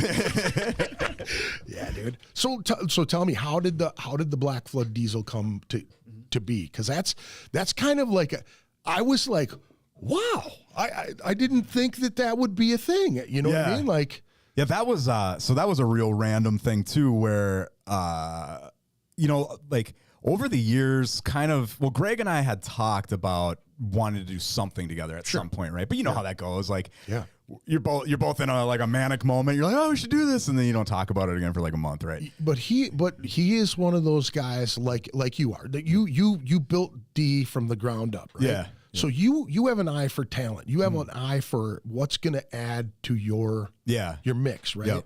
Greg has got a great eye for that. Yeah. He's had that for years and years and years. And I think, Benji and Brian and Kerry and all the guys that he had jammed with kind of made him that way. You know what I mean? Yeah. Now he's got to, with Eric, rest in peace, Eric. But like, each one of those people that he brought into his group, because it's his group now. Yeah, you know what I mean? yeah. It started being, him and Benji and Brian and all that stuff, but it's his group. It's his fucking baby, and he obviously sees the true talent in what you do. And Dennis too. I mean, you guys have it in fucking spades. You guys are talented motherfuckers. Thank you, man. I mean, dude, Dennis is like, he's a dude, just fucking. Dude, like, he's a sleeper. He like, it's like he kept it going. You know what I mean? Like kept going. Where like I've lost some of that because like I didn't keep it going, but he's fucking on it, man. Dude, I remember the guitar being bigger than him. Because he played Necromus too. He was one of the first guitar players in Necromus. Yeah, he joined us like in our first real. I mean, we had already recorded 2 things, but he was he was involved in that. Him and his brother Mike. Dude, he's such a humble dude. He never even brought that up. Yeah. You know what I mean? Oh yeah. Even in fact, I don't even think he hasn't really maybe once mentioned something about Sound and Fury or whatever. Now, Dennis is one of those dudes like you see, like Juice. Juice is a car guy, okay? He knows what a sleeper is. You probably know what a sleeper is, right? My dad has a version of the sleeper too. I'll tell you this right here. So he dated women that weren't always like really, really great looking, but dude, after he passed away, he had a stack of fucking Polaroids. So when you're going through these Polaroids and you're seeing these ladies that you know what I mean, you're growing up seeing these, they were beautiful women, but they weren't like knockout. Yeah. But naked, dude, they were like, you lifted the hood and you know what I'm saying? Dennis is the guy that's like humble as shit, doesn't tell you that he could fucking shred, and then you see him and you're going, holy shit, the riffs he comes up with are like, damn, dude, where the fuck did you have that shit? I got it in my pocket, no big deal, Yeah. I've got a, it's like, let me pull out my wallet, Yeah, that's dude. Dennis, dude. Yeah, super humble and freak. super nice dude too, nice and humble, and but yeah, so Greg, we've always just kind of talked about it over the years, right? And then more recently, you saw some some turnover in BFD kind of happen a little more, and each time it kind of happened, I was like, man, I should probably hit Greg up and see if he wants to fucking jam or whatever. And then I'm like, whatever, I don't act on it, right? Well, then the morning that Rob had posted that he stepped down, I was on the way, or I was going to the gym, so I had my pre-workout going, so I was all in Mr. like, hey, I want to do everything in the world, right? And I saw that, and I was like, you know what? I was like, I keep thinking about this all the time. I was like, fuck it, man. I'm going to hit up Moog real quick. So I just hit him up. I was like, hey, like, how serious are you guys planning on being? Because I'm not trying to, like, Sure. guy, How often do you tour, or how often do you practice, blah, blah. And eventually he's kind of like, why are you asking? And I was like, I just thought maybe we should talk about jamming. And he's like, dude, and I was like, so we kind of talked throughout the day. And then I was like, well, I said, normally when it's a big decision, I like to take 24 hours. I don't like to act on impulse, yada, yada, yada. I was like, and I don't even know that I could write this style, right? It's so different than my style. He's like, oh, that's fair enough, dude. Well, yeah, let's chat some more or whatever. How could you think that, man? Well, dude, you're right in that pocket, dude, honestly. Well, it's like, it's a little more, it's more new metal, right? Yeah. And I'm like, not, but then so I was like, you know what? I was like, I'll try writing a Black Flood type song. Yeah. And let's just see what it sounds like. Sure. And so I did, and I sent it to him, and then he just sent back. He's like, dude, do you want in? And I was like, I sent back, let's do it, or that fucking gif from Animal House. Yeah. John, he's like, let's do it. And he's like, and that was it. That's like, that literally happened within probably a matter of like 10 hours. Yeah. That's crazy, dude. That's crazy. So, I mean, that's a legacy, dude. That's, that's again, I mean, that's a legacy band. They've been around for fucking ever, man. And it's like so you're jamming with what? Gerson, right? He's playing drums on that? Right now it's actually Kyle Palma. Okay. Sport, as I nicknamed him from when he filled in for DE. I'll tell that story in a little bit too, because it's a funny one. Sorry, hilarious. Kyle. That's hilarious. But I remember that. I remember he was playing with you guys. Yeah. So he's on drums, and then of course Chewy on bass, and then Dennis, myself, and Greg. So, yeah, dude, and it's cool too, and it's like, and I've known Chewy for forever too, but I've never jammed with him, right? Yeah, so it's just like a really from good. the 13th Step days. You guys played with those cats quite a bit too. Yeah, didn't you? but I've never like been in a band with him, right? I've just always like, known him. So I got to tell you this story because you'll know this from so Matty Time. Yeah. Do you remember how Matty Time used to piss? We have his pants all the way down around his ankles. Dude, Yep. okay, so I'm at a show at the Fine Line, bro. And I've said this on the podcast too, but this is fucking ridiculously funny. So there's a guy in the bathroom with a white Adidas jumpsuit on, like Maddie used to rock, with the black stripes, right? This guy's got his fucking jumpsuit right above his kneecaps, and he's pissing like a little kid, like Maddie used to do. You know what I mean? Yeah. He would make you uncomfortable and laugh the whole time while he's doing it, right? So I literally walked up to this guy, bare ass, smacked him on his ass. He's got blonde hair with braids. So he looks like he's the same. Maddie's a little taller than him after the fact. Yeah. Dude, I open hand smacked this dude in his ass and said, "Put that little motherfucker away." And he like stopped. He had his hands on his hips and he's pissing in the trough. There's nobody else in this motherfucker, and I'm not going to stand next to him, right? So I go in the stall and I come back out. I go, I go, Matty, like that, and he didn't answer. So when I came out, I was like, this motherfucker didn't even see me go. Bow! I hit him, dude, and he like did the whole jerk, like his whole body, like this, and he just looked over at me, and I went, "Holy fuck, you're not Maddie, man. Have a good night. I'll see you later." And I walked out. I'm going, holy fuck. I just smacked a dude's ass. Naked dude's ass, dude. You gave that dude a story for the rest of his fucking life, dude. Could you imagine you turning around after I smacked your bare ass and just go... Yeah, and like that's why you see Greg. You're thinking you're gonna get bent over that fucking thing, dude. Because it was Ghost Town, dude. There was nobody in that motherfucker. Oh Music blaring, dude. I think it was COC. I want to say it was COC at the Fine Line. That was when I did it. It's really weird because the place was packed as fuck. Yeah. So there's nobody in there, dude. It was such the creepiest shit ever. Yeah, smack that ass on some rando dude. Fuck, dude.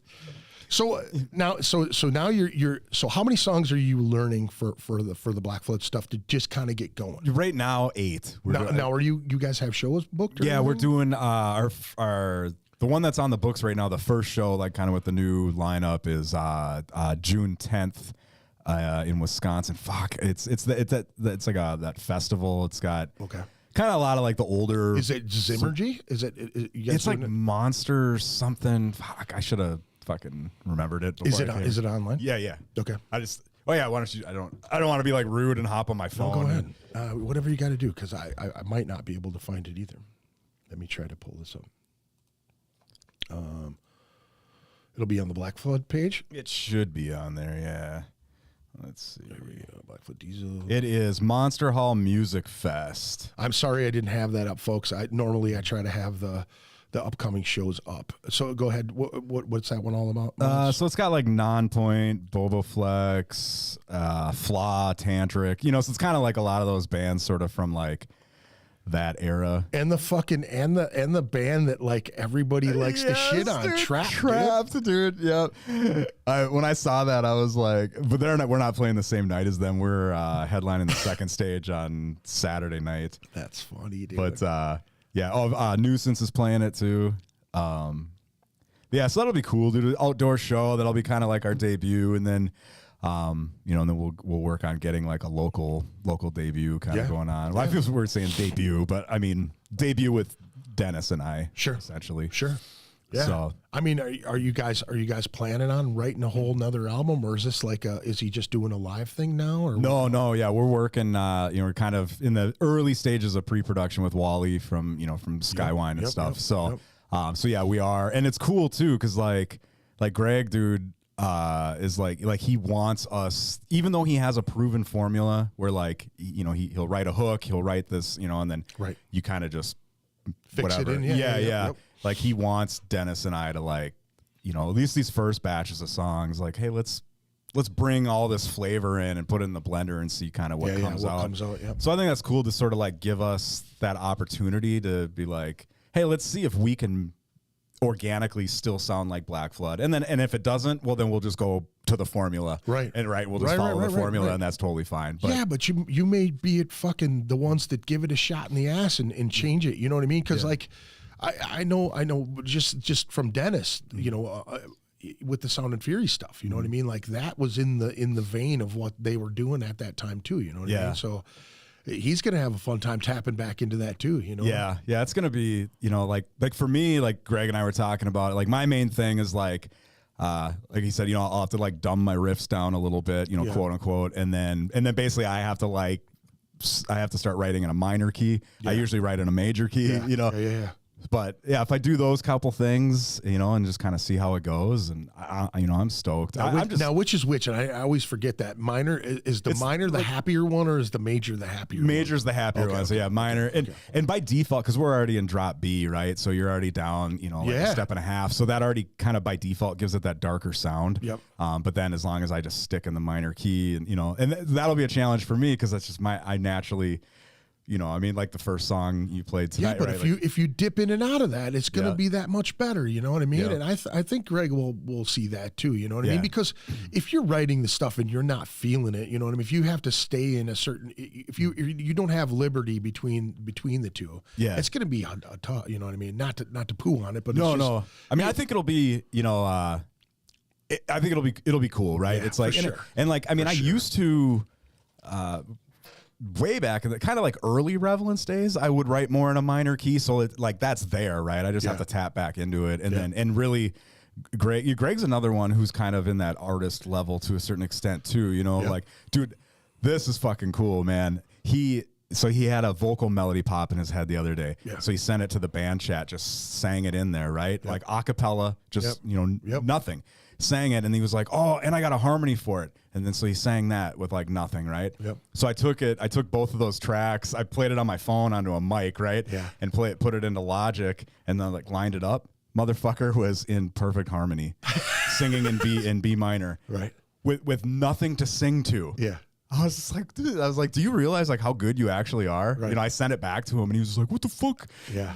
He's I mean, your ears you get used to that. Yeah. You know what I mean? It goes, I built a didgeridoo. I don't know if you ever seen the sub-level shit. I used to play the didgeridoo, right? So we're at First Avenue, and he's like, well, the sound guy goes, go ahead and blow on that thing, whatever it is, and I'm hitting it. And he goes, guitar player, play your open E string right now, and I'm going, and he hits it, and it's like perfect to him. It's just vibrating a little bit, and he goes, did you do that on purpose? And I was like, no, the tone and I mean, it's 6 foot long PVC, you know what I mean? It was just, Derek Abrams from fucking, I don't know, he's traveling with Trivium right now, and, Ministry drummer, and you know what I mean? Like, that dude turned me onto it, and for some odd reason, the tone that we were using at the time just worked that way. Yeah. I don't know how it happened, but That's really cool. That's Yeah. fucking cool that you know that he's on like that. Dude, it was What did he wild. say to that? What was he like? He was Oh? just stoked, man. Was he? And then I feel kind of bad because I told him I was going to do this and I didn't end up getting around to it. But then, because then he ended up like the next day, he's like, I have a lower harmony for it too. So it was a 3-part. So then he just did like the lower harmony. Yeah. But I guarantee you, if I drop that into Logic, It's right in there, it'll too. probably be right in there. But I Wow, was, that's awesome, man. Yeah. It's great to hear that shit, man. You know, because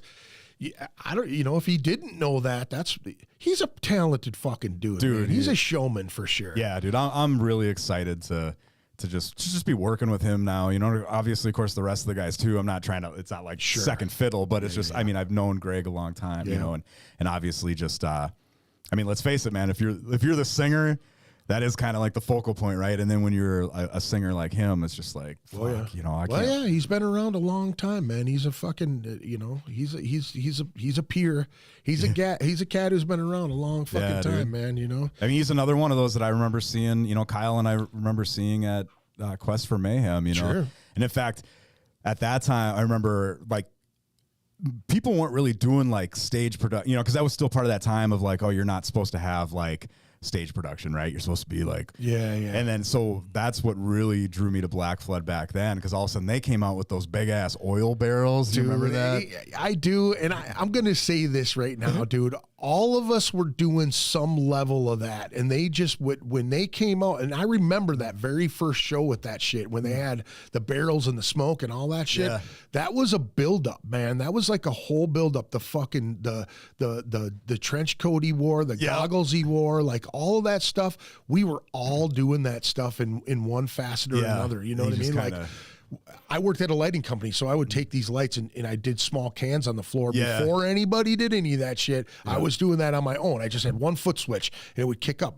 The road guy that was with us, Dixon, he'd set it all up, and that's all I would have to do is kick a light on. And that would be it. Yeah. So then they just took it. We would do our little lights and then the smoke, and then they just took it to a whole. You know, it was like each one of us. We gonna do something like them, but it's gonna be here. Yeah, You know what I that mean? healthy competition. Yeah. And I feel like that was, you know, we played together. We all played together so much. It's almost impossible for us not to rub off on each other. of You know course. what I'm Yeah. saying? And I mean, dude, Greg's a fucking talented dude, man. He's a smart guy. I'm really excited. Now I got to say something to you that Chris Emery said to me, Greg, if you're watching this, every misstep in recovery, no matter what, and this was the hardest thing for me to hear. Even if you stumble one time, 2 times, whatever it is, it's all a part of the process to get where you need to be. And I have absolutely I have no fucking doubt in my mind that you're going to get to where you need to be. And I'm excited to see where you get to, brother, because honestly, dude, with you with a clear mind, you're going to be unstoppable and to wherever you guys want to take this shit, you know what I mean? But Greg, for you especially, I know that it's difficult getting into the beginning of the recovery process and then making it a little further than you thought. And then all of a sudden you have a misstep or fucking relationships or anything. Yeah. And it happens, bro. And to hear that from Chris Emery when I really needed to hear that was something that kind of brought some light to it, and not to be so hard on myself and not to, you know, fail again because you're fuck, man, I fell off again, you know. And it's like, never be afraid of it, man. Just embrace it. Say you don't want to be there and just do your thing, man. And fucking more power to you, my brother. And just keep doing what you're doing. That's just what it is. I mean, you're there too, man. You Dude, know what I mean? it's cool. Like he's just conversations with him. I mean, there's like just this, like, he loves life again. Yeah. You know, not that he didn't, but you know what I mean? But like, there's just, GRMO says, "Thank you guys, I love you, Jeremy, with you on board. So stoked." Oh, that's him too, Greg. oh, is that great? Yeah. Well, thanks for watching, bro. Yeah, dude. Yeah, that's a deal there, man. You know, so this is a funny thing, and I almost don't even want to put this out into the universe, but it is kind of interesting. It's kicked around in my head a little bit that, you know, you've got some fresh blood coming in now with Dennis and I, right? Greg is sober and clear-headed and has like this whole GRMO thing. says, "God is good." Oh shit.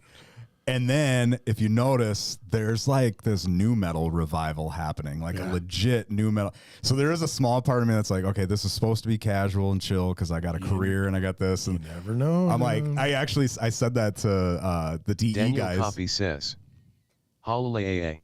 Holla, holla. I said this to the DE guys. I was like, watch. I'm like, this thing that I'm trying to do just casually that's going to be the thing where it's going to like blow up. Yeah. You know what I mean? You never know, dude. You never know. And how would you deal with that? I mean, like, what would you?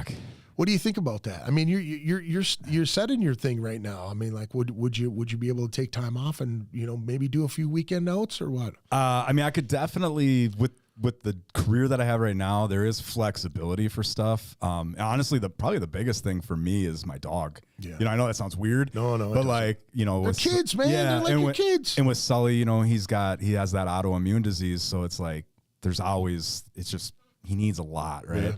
And like I mean, like even just doing these, we're doing an out of town show with Gravezig next month, right up in Duluth, and then this thing with Black Flag. I mean, even that is like hard. Like, all right, who am I going to get to watch them and stuff? So that would Daniel probably be Copy tough. says, Jeremy is gonna rule in BFD. Fuck yeah, dude. Fuck yeah. Thank you, brother. Hell yeah, dude. I'm excited to see what you guys come up with. It's gonna be a fucking fun ride, dude. I think at the end of the day, no matter what, it's gonna be a blast. Yep. Right. And and if stars align and something unexpected happens, we'll cross that bridge when it comes. But for sure. But either way, just getting to jam with those dudes, and it's just. Yeah, it's gonna be fucking cool. Oh, that's right, sport. I gotta tell you why I call him sport too. Yeah. Okay, so when he was filling in for DE, we were out busting balls and stuff back then a lot, right? And so he came in and he was talking about his mom, and I was like, is your mom hot?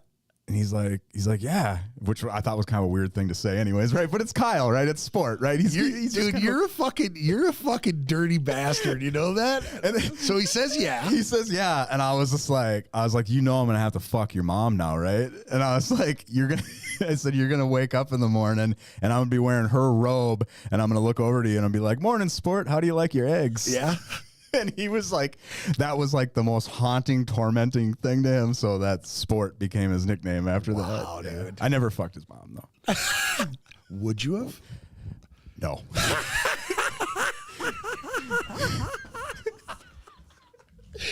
Oh, dude. That's so funny, dude. That is so fucking funny, man. Oh, my goodness. He's a good kid. I still call him a kid, but it's like, I got to remember that, like, time moves forward for him too, so he's not a kid anymore. Yeah.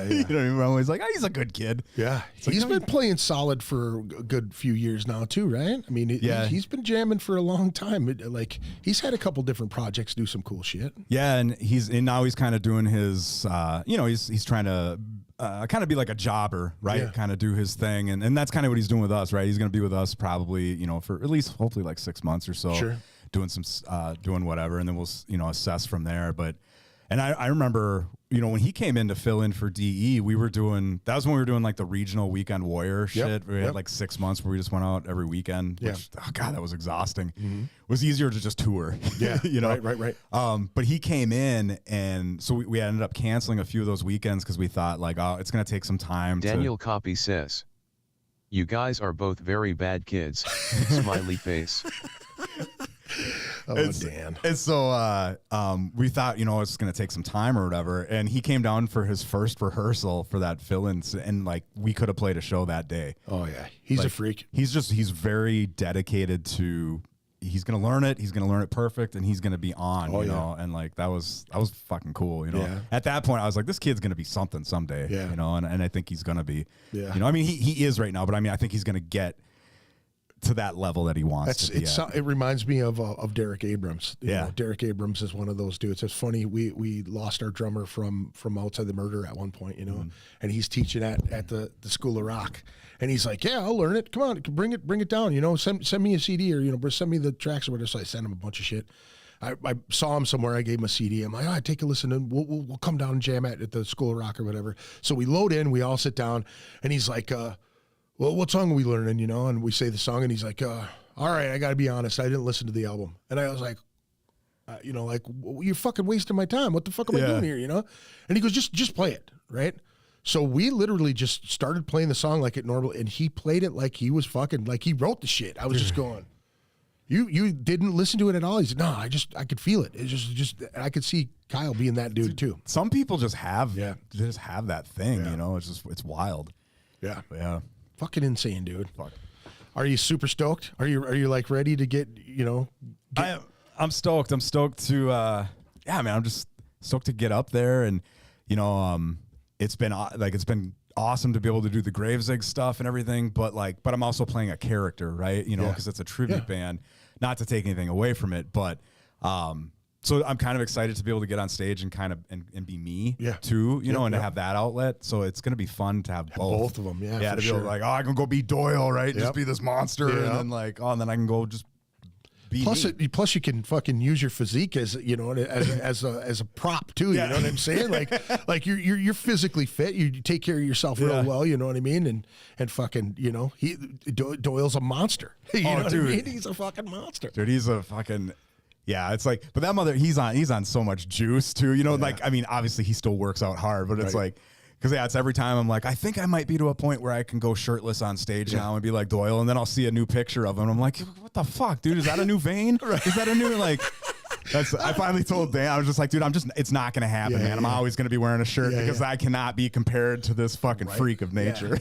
Dude, I've stood next to him, dude. He's a big boy. He's a big fucking dude, man. Isn't he already like 6'4", and then he wears those platforms on top of it too? So it's got to put him up at like 6'8", 6'9". Yeah, he's a big dude already. Yeah, like just, you know what I mean? Like just with your shirt on. You know, some big guys when they put a shirt on, they don't look that big, and then you see him take it off, you're like, holy fuck, dude, you're ripped.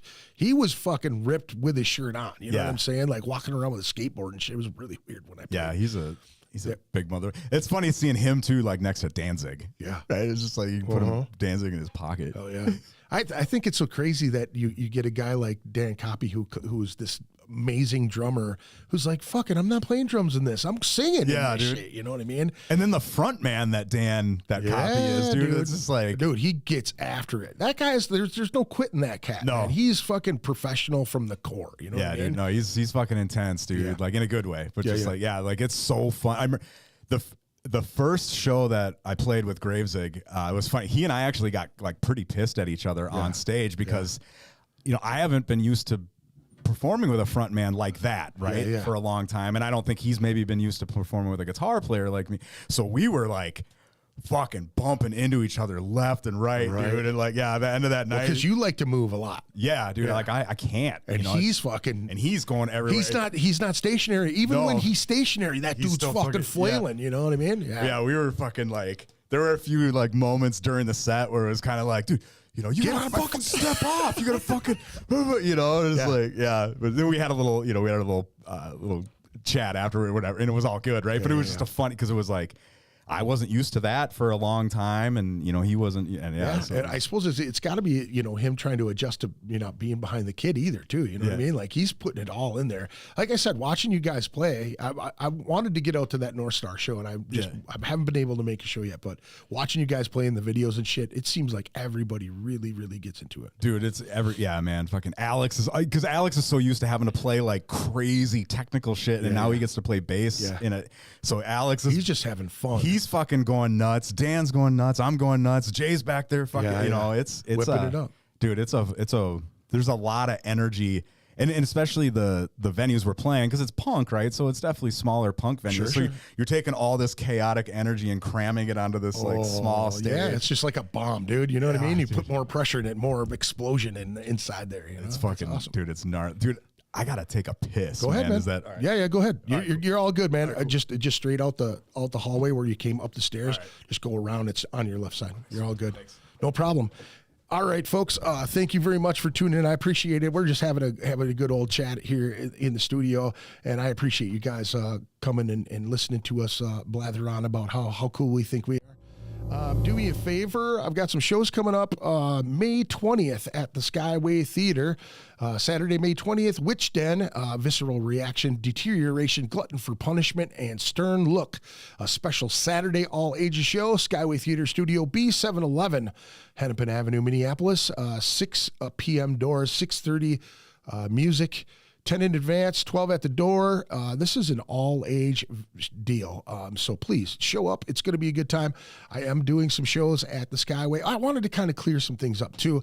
I was just hit up by one of the cats in the scene here, who it has a misplaced show from the sky, from North Star shutting down, and I just want to apologize. Sometimes people get to me at weird hours, and I find maybe I'm sleeping and I wake up and I'm not really together. This morning I just said no about a show, and I want to apologize about that. And I know that there's people reaching out to try to get shows at the Skyway and everything like that.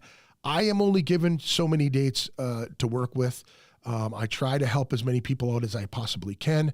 If it doesn't work out, that doesn't mean that I don't want to work with you. It just means that I can't get that date at that particular time. Keep trying back with me. I would love to try to get some things going. I really want to do more local shows there, but it just has to be the right thing. It has to be, it's business. It's got to be drawing bands that do really well, or else it doesn't do what I want it to do as far as, just putting the good foot forward and trying to have a good spot for our scene. And I know the last podcast I did had the guys from the White Rock Lounge that is supposed to be opening up in St. Paul. Hopefully that opens up, and I know they're waiting for their opening date and just to open the doors and whatnot. But I'm looking forward to having another club in town, and just be patient. I'll try to do what I can, and I will definitely help as many people as I can to get shows. If it doesn't work out now, just give me some time. Hopefully we can continue to do these shows and things will move forward and be more productive, and they'll give me some more leeway. So just be patient. Thank you. May 20th, please come check it out. It's going to be a great show. All ages, bring your kids down. It's going to be fun. Get them into the metal. I'd appreciate it a ton. The 23rd is the Road to Midwest Metal Fest. I'm just promoting this for my friend Natalie, and she's putting these things together with the guys at Zimmergy Brewing Company. Let me see here. You can see it on your screen. I'm going to butcher some of these names. So it's like Deterioration, Bludgeon is on that one, Bray Road, Pursuit. I can't read that. Bleed the Victim is what that one is. Bleed the Victim, Deterioration, Bludgeon, Bray Road, Pursuit. Come to that show. That is going to be June 23rd, 6 p.m. Doors. Looks like $10 cover, 21 plus only. Bleed the Victim featuring Deterioration, Bludgeon, Bray Road. Go check that out. And then the following evening here in St. Paul is the Midwest Death Fest. Immortal Suffering, Bludgeon, Broken Flesh, Torment, Deterioration. I cannot read that one for some odd reason. Pursuit, Glutton for Punishment, Saturday, June 24th. Minnesota Music Cafe, 501 Payne Avenue in St. Paul. I hope that Jeremy didn't get locked out. 21 plus, 20 in advance, 25 at the door, 5 p.m. doors. Come check that show out as well. Let me see here. July 7th at the Skyway Theater again. Torment, Archaea, Safe Space, and Your Last Breath. 18 plus, 7:30 doors, 8 p.m. showtime, 10 in advance, 12 at the door. You can get tickets for all the Skyway Theater shows at skywaytheater.com. And I may have to run over here real quick. I'm sorry to have you folks just looking at the logo here, but I'm going to run and make sure that Jeremy didn't get locked out. So hold tight 1 second. Sorry for the dead air, but I want to make sure he didn't get locked out. All right, I was just going to run over there and make sure you didn't get locked out. No, dude, I had like a fucking Austin Powers piss going, dude. I just could not. All right, we're back. So I just wanted to make sure that Jerry didn't get locked out. Shit. Yeah, so do me a favor, check out those shows. Don't forget to check out ritualmanorspodcast.com. 280 episodes up there right now for your listening pleasure and your viewing pleasure, actually. I am slacking on my audio, honestly. I feel like 7 or 8 podcasts sitting on a memory stick here in my rig. And I have to put all those up. I'm paying for a service to like store my podcasts, and I'm way behind on just the audio. So even if I do it, I'm going to have to do 3 at a time. So I'm like, fucking, yeah, it's stupid. That's just the way it is, man. But we're like to the end of this thing, man. I just wanted to say thank you very much for just fucking being Jeremy Blake, man. Honestly, dude, it's great to see you like, you know, moving into a different guy. You know what I'm saying? Like all the shit that we've been through all these years, man. We're self-destructive. You know what I mean? For good reason. I mean, obviously we're dealing with shit, you know, since we were younger cats, and the music was an outlet for us. It became like this focal point for partying and having a good time. And you know, I'm glad that you didn't allow other people's, you know, wanting to drag you back into it. And, you know, dude, it sucks to see you go through all the shit that you went through, because I could feel it. You know, I could see how it was affecting you, like, just in general, dude. Yeah. It felt like you really took a bad hit with the divorce and everything like that, and the dog, and I mean, all of that stuff. And even dealing with Sully too, you know what I mean? Like getting him, rescuing him, and then, you know, like one thing after another with that. And, you know, just, it's great to see you evolving, you know what I'm saying? And going away from music, sometimes we need it, you know what I mean? And seeing you come back and, like, just being happy, dude. It's good to see you fucking happy. It's good to see you fucking doing well. Thank you, brother, dude. You know Seriously, man. And I thank you so much, like, just for you being you and all the shit that you fucking do for everybody. And, like, you just, you know, for people, well, everybody watching already knows this, dude. And I don't mean to spoil it for you, but, like, Greg looks like a big, mean motherfucker, dude. And if he needs to be, he can turn it on. But big fucking teddy bear, dude. Thanks, You've always been nothing but kind to me from day one when I was just coming into the scene. Nobody knew who the fuck I was, you know, just trying to get on some shows. And you were one of the people right off the bat that was just so, like, Kyle and I talk about it a lot, like, made us feel like, hey, like, we belong here. You know, we're fucking 20-year-old kids, but we belong here. You know? So, for sure, man. Dude, thank you. Yeah, no problem, dude. And, you know, thank you for the wonderful words, man. And, like, you know, just being able to see you guys and having that camaraderie and, you know, and friendship throughout the years, man. You know what I mean? It means a lot when you've been through a whole lot, and you have nothing but handshakes and smiles and hugs, and, you know what I mean? Good to see you, man. And it's like, we don't get a chance to sit down and talk like this, you know, very often, you know, to where you just kind of lay it all out there for everybody else. You know, they're just watching the conversation that you, and a genuine conversation, you know? Yeah. So it's killer, dude. I love to see that you're doing well, man. And I'm super excited to see how Black Flood turns out for you, because I know that if Greg's allowing it and allowing to branch and let you guys, you know, put your stank on it, man, it's gonna be a funky situation, you know, because the clearer he gets, the better he's gonna be, and he's really gonna get it. He's gonna tap into some shit. I know it, man. Just with you guys in general, man. You know, Chewy's a mainstay, you know what I mean? And Kyle, he's that dude that he's a solid player. There's you can't take any talent away from that cat either. You know what I'm saying? So I'm excited to see what happens with that, and best of luck with the Gravezig stuff, man. You know, that's got to be a fun thing to do. Yeah, dude. It looks like a blast. It looks like fucking you're having a good time, dude. But again, you're always having fun on stage, man. You know, like you said, man, you can be pissed off for the first couple tunes, but dude, you realize it, man. It's like, holy fuck, this is what I'm here for, man. You know what I mean? It makes it all worth it in the end. You know what I mean? Like I said, you see that person in the crowd smiling, having a good time, and you're just like, this is fuck. Like, dude, one of my favorite Gravezig moments was, it was a Halloween. Actually, two moments happened in that same night. It was a Halloween show we played last year when Kyle Skolquist was in town, right? And he helped start Gravezig. Yeah. So he joined us and played. So it was Kyle and I playing together for the first time in however fucking long, right? So that was a fucking amazing moment.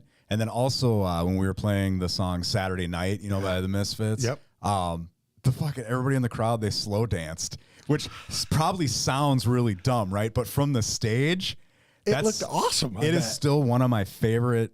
Like, that is one of my, as cheesy as it sounds, that's one of my, like, this is why I do this moments. Yeah. Because it was just so cool to, like, just, all these people just, like, slow dance into this fucking song. It's kind of a ballad. I don't know. Yeah. Like, that's just fucking, dude, what a fucking privilege it is that we get to do this shit, right? Yeah.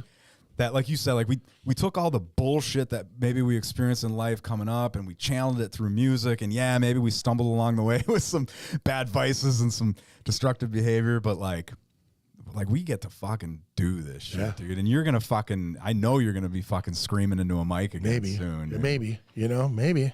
You never know, man. You never know. Maybe. I'm gonna say the same thing to you. I said to Moog, man. It's just like some people, man. If you have a certain talent, it has to be.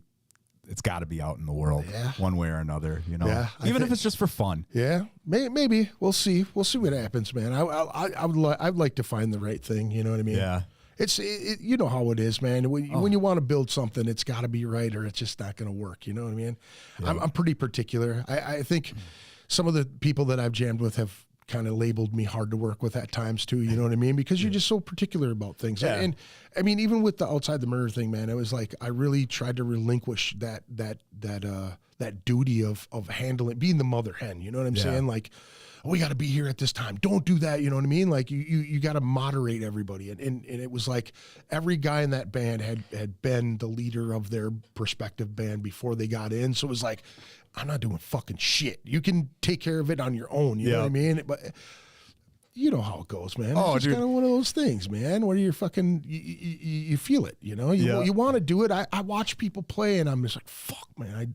I want to be up there. I want to do it, but it's got to be the right thing, man. Yeah, and that's kind of for me too, is like, I'm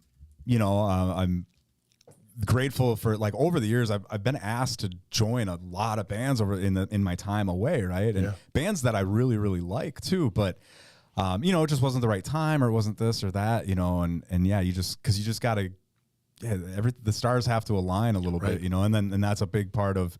I kind of felt bad too, because I had just turned down some offers only like maybe a couple weeks prior to the Black Flood thing. Yeah, but because Black Flood it fits into my wheelhouse. It's casual, it's chill, right? We're gonna take what we do seriously, but we're not.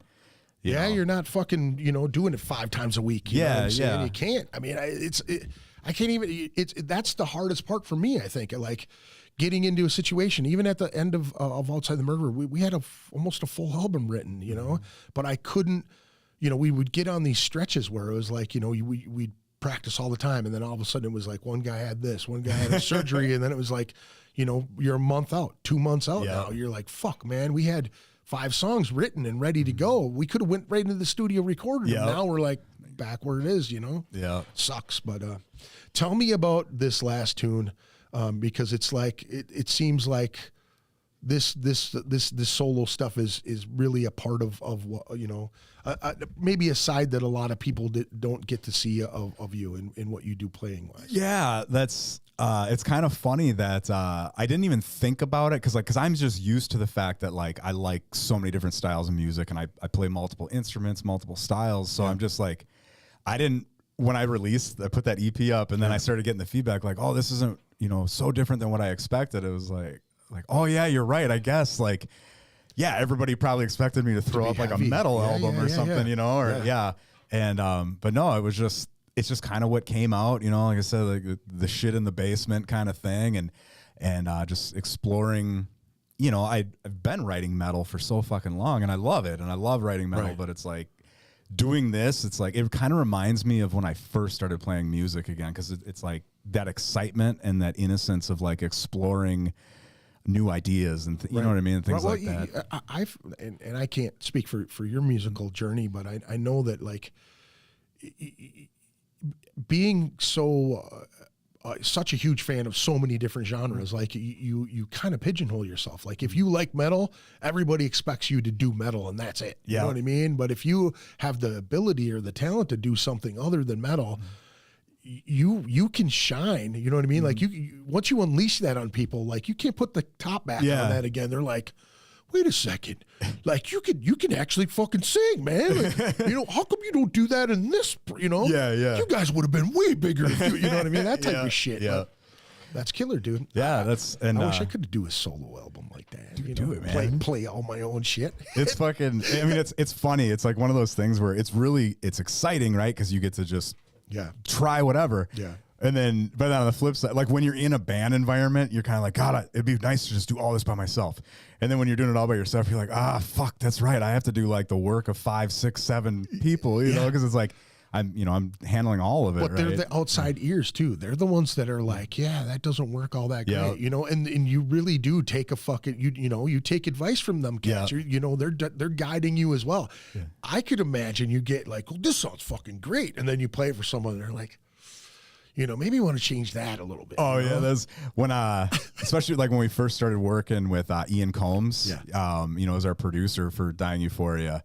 Like he and I are tight right now, but I assume he probably secretly hated me, at least maybe the first little bit, because I was just like, not changing that. I'm not changing, and then finally he changed something, and I was like, hey, that's like really cool, really fucking good. Yeah. And that's, and then little by little he was like, he's like, Jeremy, you keep saying you want the album to sound big. I'm like, yeah.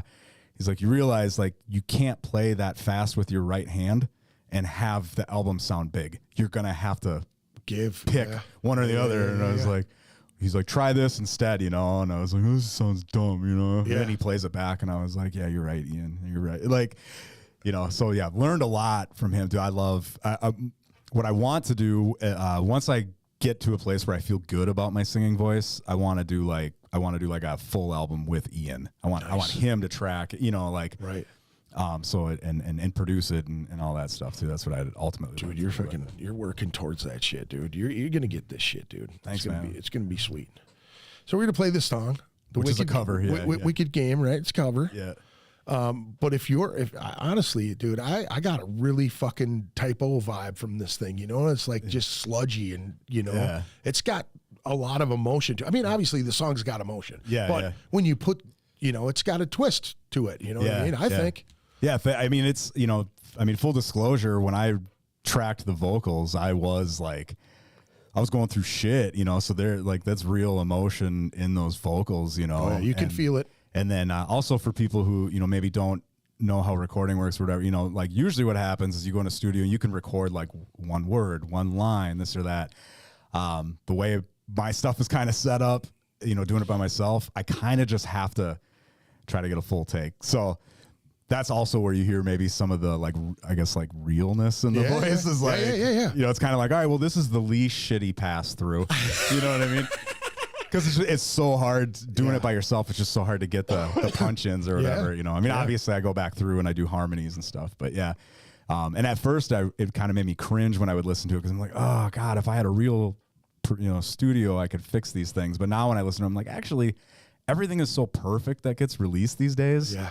Maybe it's okay that there's something that's a little. I like it. The human there, yeah. I think people really, really realize how produced things are nowadays. Yeah. You know what I mean? It's not. I love the imperfections. Dude, you listen to some of that old 70s rock. You know what I mean? 60s, 70s rock, where they recorded that album 1 month and then came back the following month, and and they're both fucking on the charts, just killing it. You know what I mean? Like, so many of them old bands did that shit. Dude, it's crazy. There was somebody they were talking about, I don't remember who it was, but they were like, picture a classic like Zeppelin album with today's production. Ugh. Exactly, just fucking gross. Yeah. You know what I mean? Yeah. Like, it's just kind of, don't get me wrong, I mean, it's nice, the technology and stuff is great, but people are so concerned about how people can use AI to make music now, and we won't need artists. Fuck me, dude. But my pushback to that is, you're already kind of doing it. Yeah. Listen to what everybody's putting out. Yeah. It's, everything's quantized, everything's pitch perfect, everything, it's like, you're already fucking robots anyways, Right. If you truly are worried about AI taking over, then maybe, why don't we get back to maybe some like human elements in these recordings? Yeah. Then? Drop the triggers, bro. Yeah. That's my old man thing. I can dig it. I like it. I like it a lot. All right. We're going to play this tune. Thank you for coming, dude. Thank you for having doing me, this, brother. man. Thanks, everybody, for listening to us blather on for 2 hours or however long we've been doing this. But I really appreciate everybody chiming in and checking in and saying hello and giving mad props to everybody. I meant every fucking word I said, Greg Moog. I expect you to do great things again. Dan Copy, you're a bad motherfucker. Juice, you're the shit too. I love you. Love all of you folks. Thank you for joining us. Tune in next Friday. I'll be back again doing it. I'm booked out till June, so I'm going to keep doing these every Friday. So come on in. Let's do this. Hell yeah. Take a listen to this tune, some Wicked Game, Jeremy Allen Blake. I love it. All right. Take a listen. Peace out. Or not. Woo.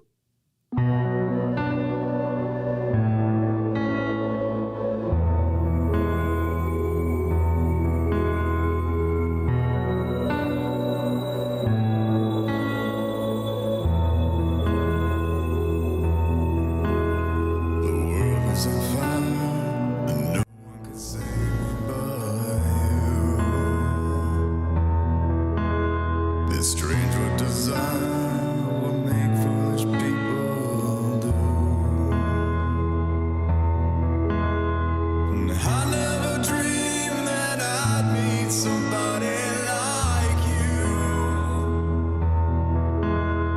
And I never dreamed that I'd lose somebody like you. No, I don't wanna fall in love. This world is only gonna break your heart. No, I don't wanna fall in love. This world is only gonna break your heart.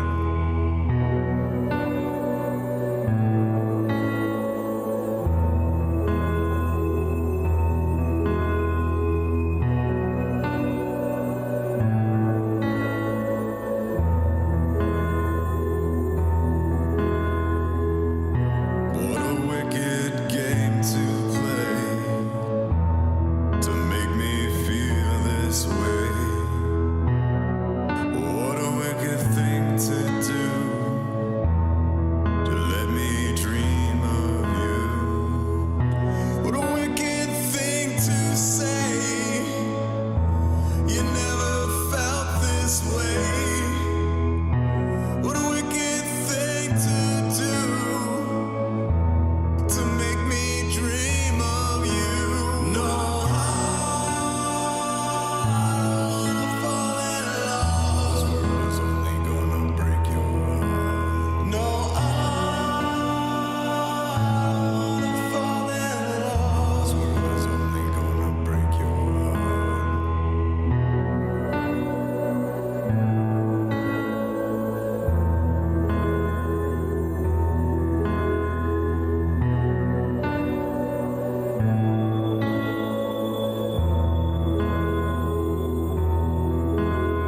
The world was on fire, and no one could save me but you.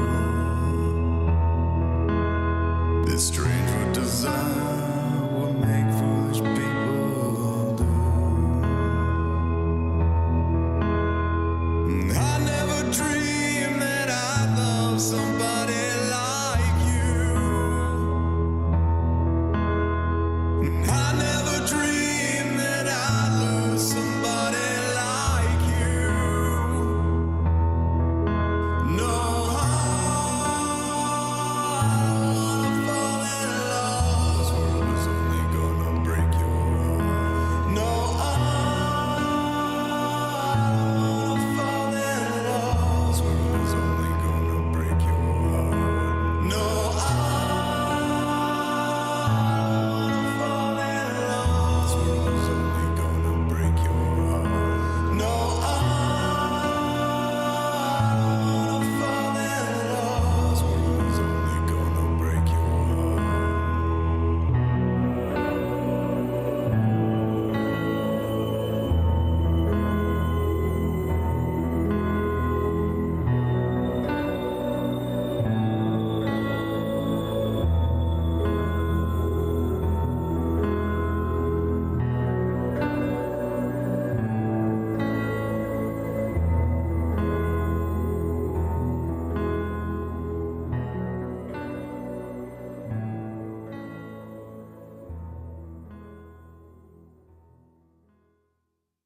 Ritual Madness Podcast. Ritual Madness Podcast. Ritual Madness Podcast.